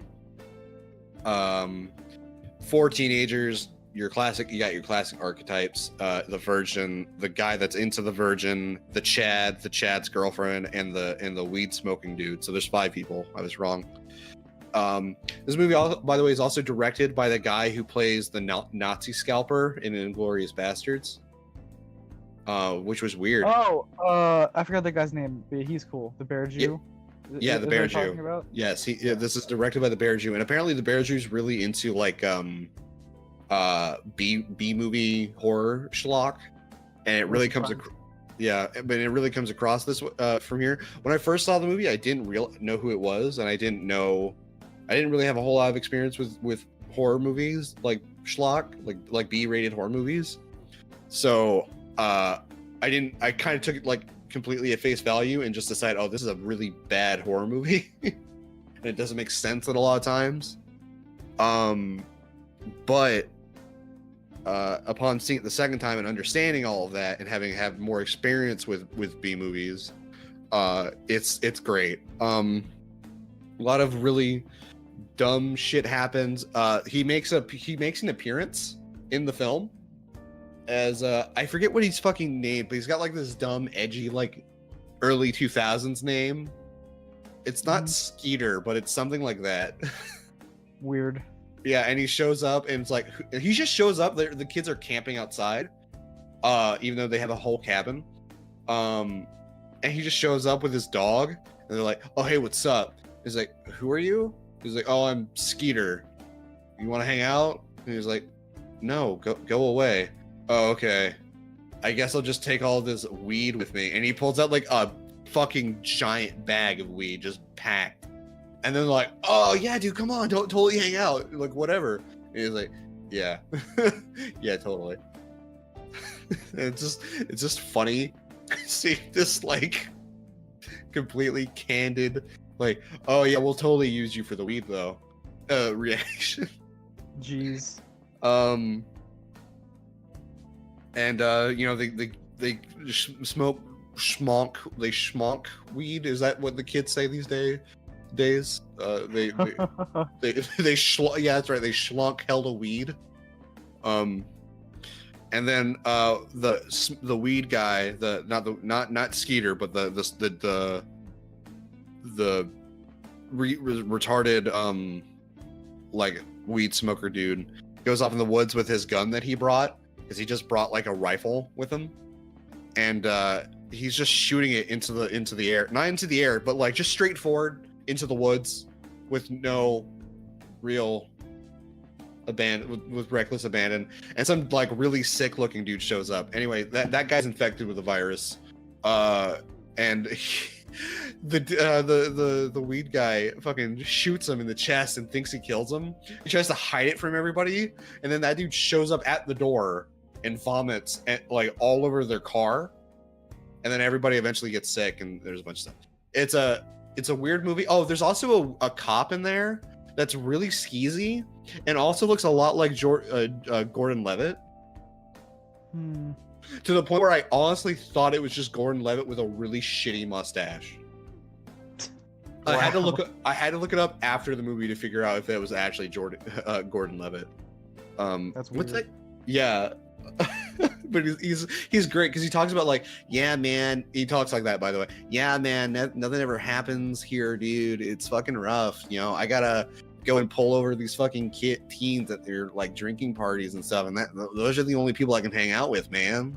You know, it's like but man, dude, those 17-year-old girls, man, dude, I show them my police car, they're all over me, dude. Oh man, you're probably one of those dudes who's like really into chicks, right? Like, yeah, man, you party, right? Yeah, you party, dude." And he's talking to the dude that's like into the virgin, has been trying to get into her pants the whole time, so he's very clearly not that guy.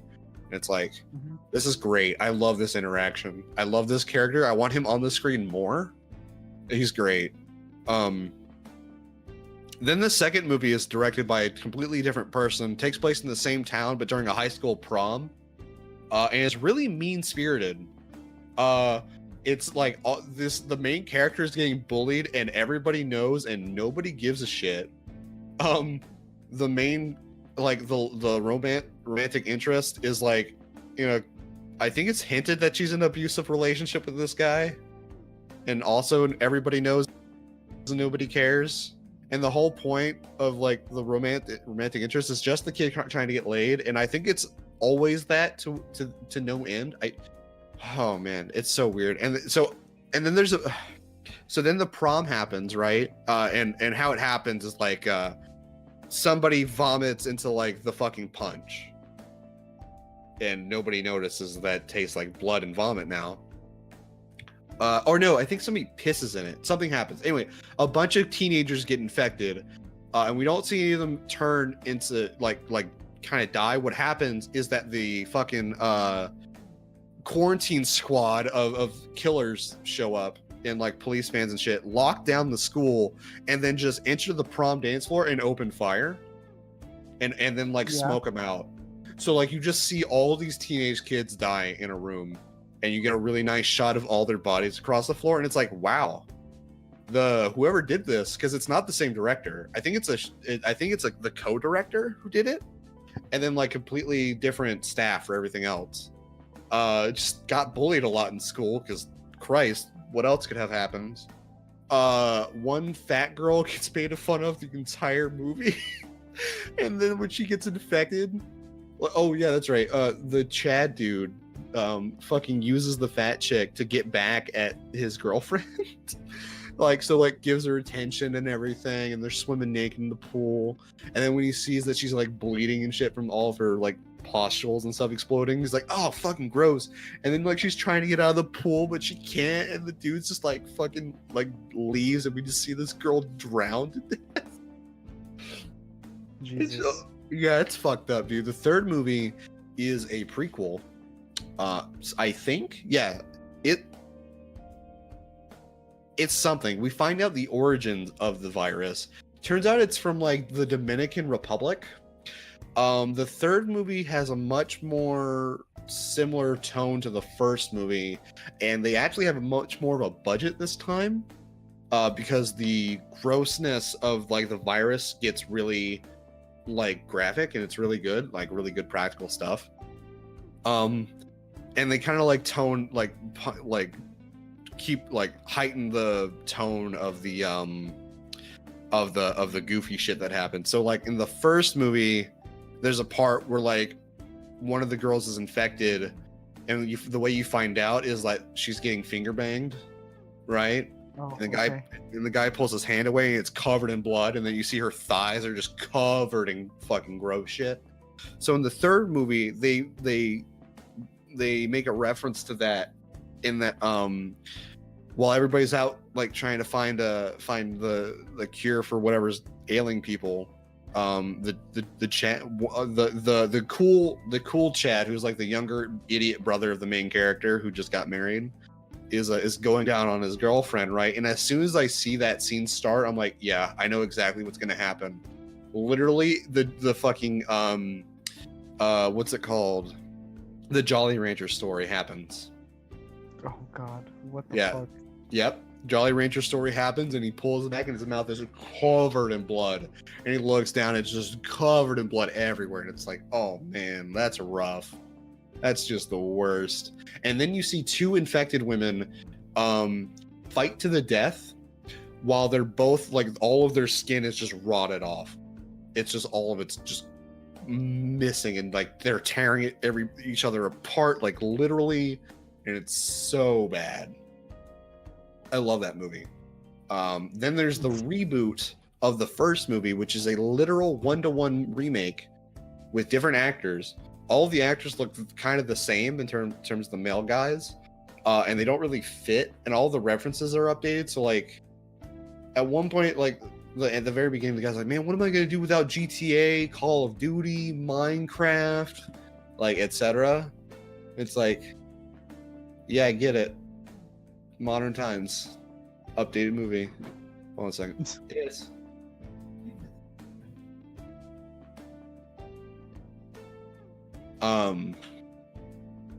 It's like, yeah, it's just bad. I couldn't actually get through the entirety of that movie because I couldn't stand it. But yeah, Cabin Fever is my favorite. Yeah, I've never seen any of them myself, so I don't really have thoughts about it. But I mean, they sound like fun. Like they sound like good movies to watch, like out with, like people getting drunk. Yeah, get fucking trashed and watch these movies. It's a good time. Sounds pretty good. Yeah.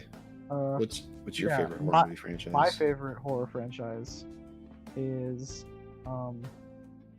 Evil Dead franchise. Those aren't scary movies. Those are comedies. They are horror comedies.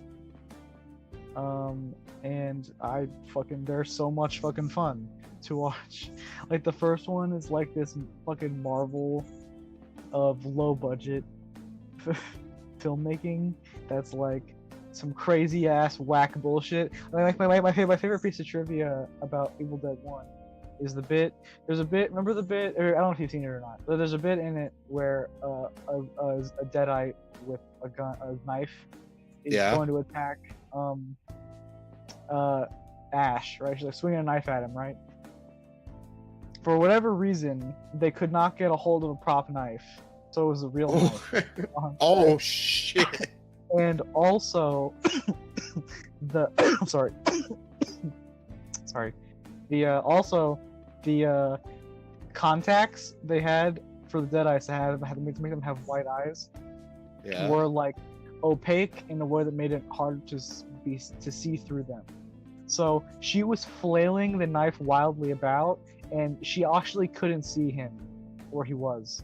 So he's like the look of fear on his face is very real, because that bitch could have just stabbed him on set of that movie. That's no good. Yeah, so Evil Dead 1 is pretty whack. It's pretty raw. It's fun. It's a fun movie. I like it. Evil Dead 2 obviously is the one most people have seen because it's like the most famous one. It's like a remake of the first movie. They're both pretty similar. A guy goes to a cabin, and there's like the book, the Necronomicon, and then zombies occur. Blah blah blah. Yes, zombies do occur. Evil Dead 2 is crazier in that sense, where I love Evil Dead 2. It's the way it utilizes horror, because it's like the idea of like evil spirits and demons and stuff possessing the thing, and it's like they're just fucking with him. Like that's like the thing is they're like, it's this like really malicious sense of just like, I'm not trying to kill him really, and they kind of are, but they're more just using their powers to just fuck with him. Mm-hmm. Like they possess his hand. He has to cut off his own hand, and then his hand just messes with them the whole movie. There's the bit where like he looks in the mirror, and his mirror like reflection like grabs him, and he freaks out, and then like the wall starts spewing blood out, like shooting blood out like a geyser, and then it sucks all the so the blood's everywhere, and then all the blood gets sucked back in the same hole. And then there's a really great bit. I think the moment that I think like epitomizes this is he survives a rough thing and goes to like sit down in a chair as like a woof, that was rough, and the chair just falls apart completely and it breaks, and he's like, what the fuck? He gets up and he starts kind of laughing about the situation, and then every single thing in the house starts laughing at him that he fell over.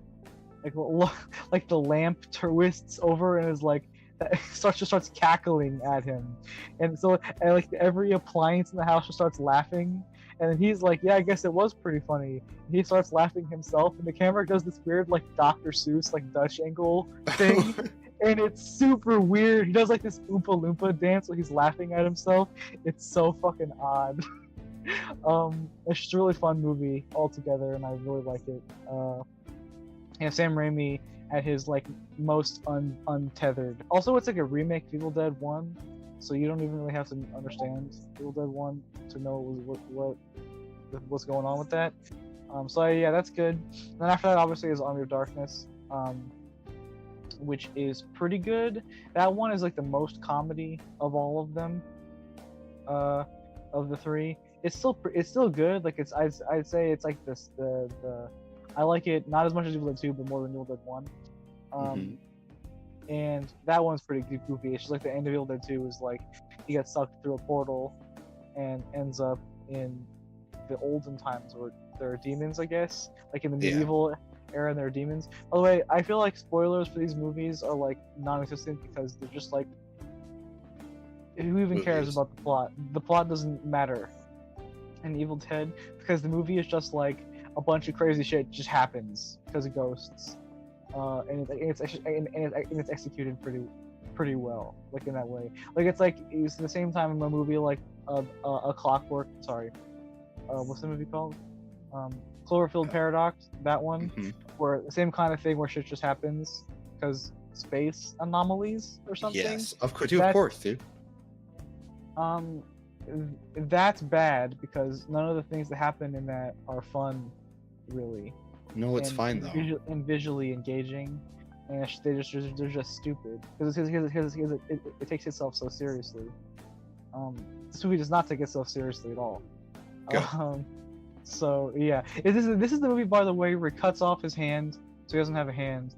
And then at the end of the movie, goes down into the basement and he replaces his cut off hand with a chainsaw. Yeah. And then there's a big dumb cut of him like having the apparatus that he like can cock the chainsaw by like doing a thing. Yeah. And then he does it and he pans up to his face and he says groovy. So it's like that. It's that kind of fucking dumb bullshit. So and then Army of Darkness is just the third one. We're using medieval times. They gotta fight the skeleton hordes, and that one has like super goofy, like Jason and the Argonauts style stop motion animation for the skeletons. And so yeah, that one's fun. They're all just fun movies. I recommend them all. I have not seen Ash versus the Evil Dead. I've seen episode 1, which was pretty good, and I've heard the show actually is very consistent in quality. Like it's like actually like worthy of being part of the franchise. I just haven't got around to watching it. It's on like Amazon Video or something, so I haven't been able to. I think it might be on Netflix now, but for a while it was only on like Amazon Video or some shit like that. So but I've heard that's good as well.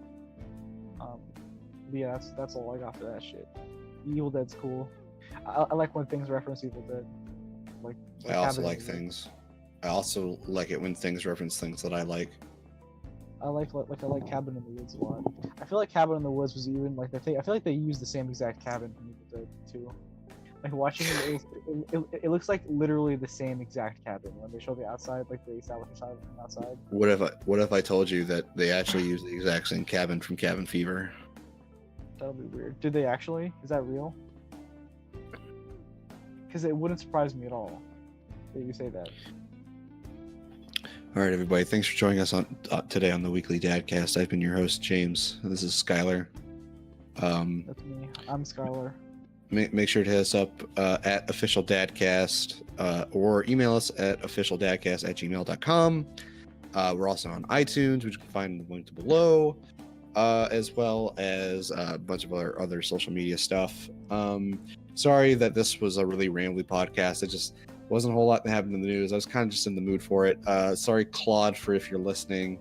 James, we didn't do the waifu cast, so James Claude's God, you're so right. We didn't do the waifu cast. Waifu is Masato Katsuragi from Evangelion. Yeah, that's her name. You did it. But you guys missed it before the podcast. James was trying to be a smartass about me, talking about an Ava waifu cast, and then he said like, "Yeah, we'll do an Ava waifu cast, and we'll talk about how much we love Makoto Kusanagi." And I'm like, "What the fuck are you talking about?" Because I was like, first of all, you mean Motoko Kusanagi, because that's the character from Ghost in the Shell, and then. But I actually meant Misato Katsuragi. Yeah, and so that was what he meant, and I was like the most confused. You literally messed up every single part of that name. Yes. Like, every single aspect of it was wrong. Yes. Yeah. So I was very confused. Anyway, yeah, Misato, because no one else cares about Ava, so we do the Ava cast when we're on. Yeah, we'll do the Ava podcast someday. But yeah, Misato is the best. Misato, the thing is that you say Misato is viable. In my opinion about Ava waifus is that none of them are viable. There is literally only one waifu in that, and it's Misato. No, I think my literal actual opinion is that there's only one viable waifu in all of the Evangelion franchise, and that, well, actually two, and those are Mari from the Rebuild movies, and that's because she has no character, so therefore she's not you don't have to feel bad about yourself if you wife for her, because she's just a girl with glasses, so she doesn't have any fucking horrible mental issues to worry about. And the other one is Maya, the girl who works at the computer, who likes Ritsuko.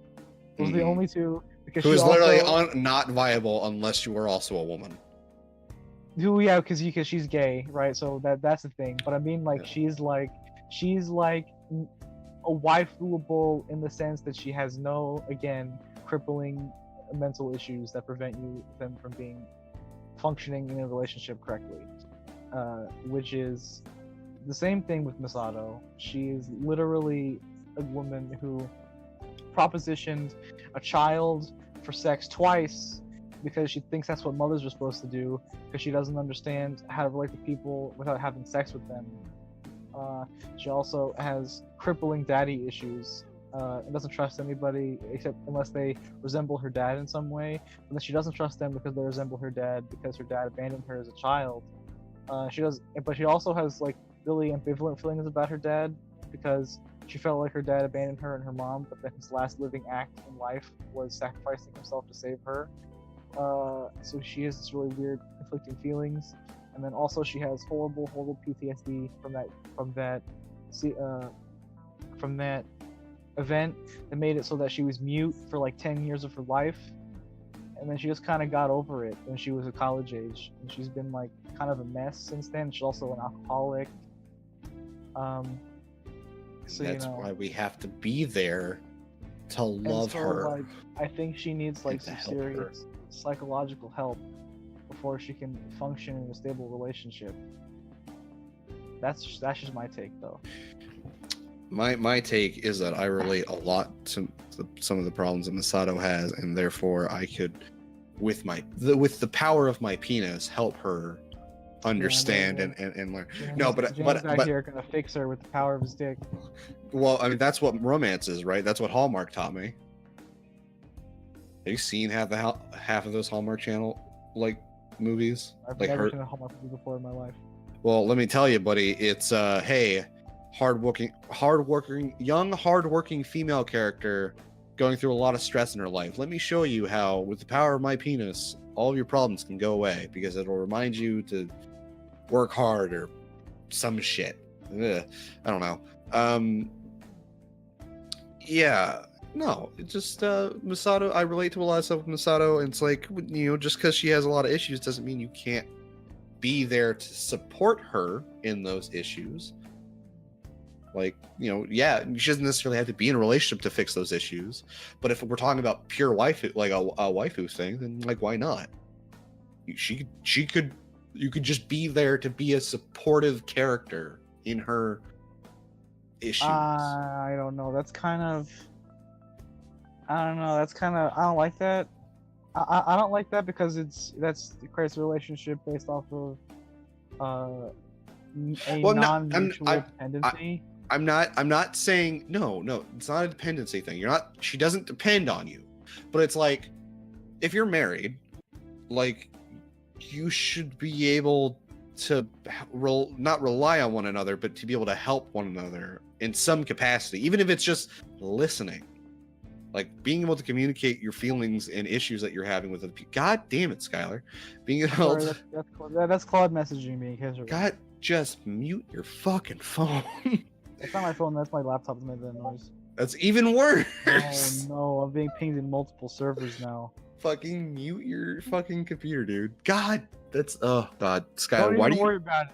Discord notifications or whatever. Everyone, have you ever listened to like a stream and someone with the Discord notification and you're like, oh no, is that me? No, I haven't, Skylar, because everybody I listen to that streams, guess what they do? They mute their fucking notifications, Skylar. This is a fucking podcast. So it's not the lie that you just said. This is a podcast, Skylar, and you will mute your fucking notifications. I will fucking murder you in your sleep. God fucking damn it. Masato is the best. Anyway. Everybody have a good night. Sato is not the best, by the way.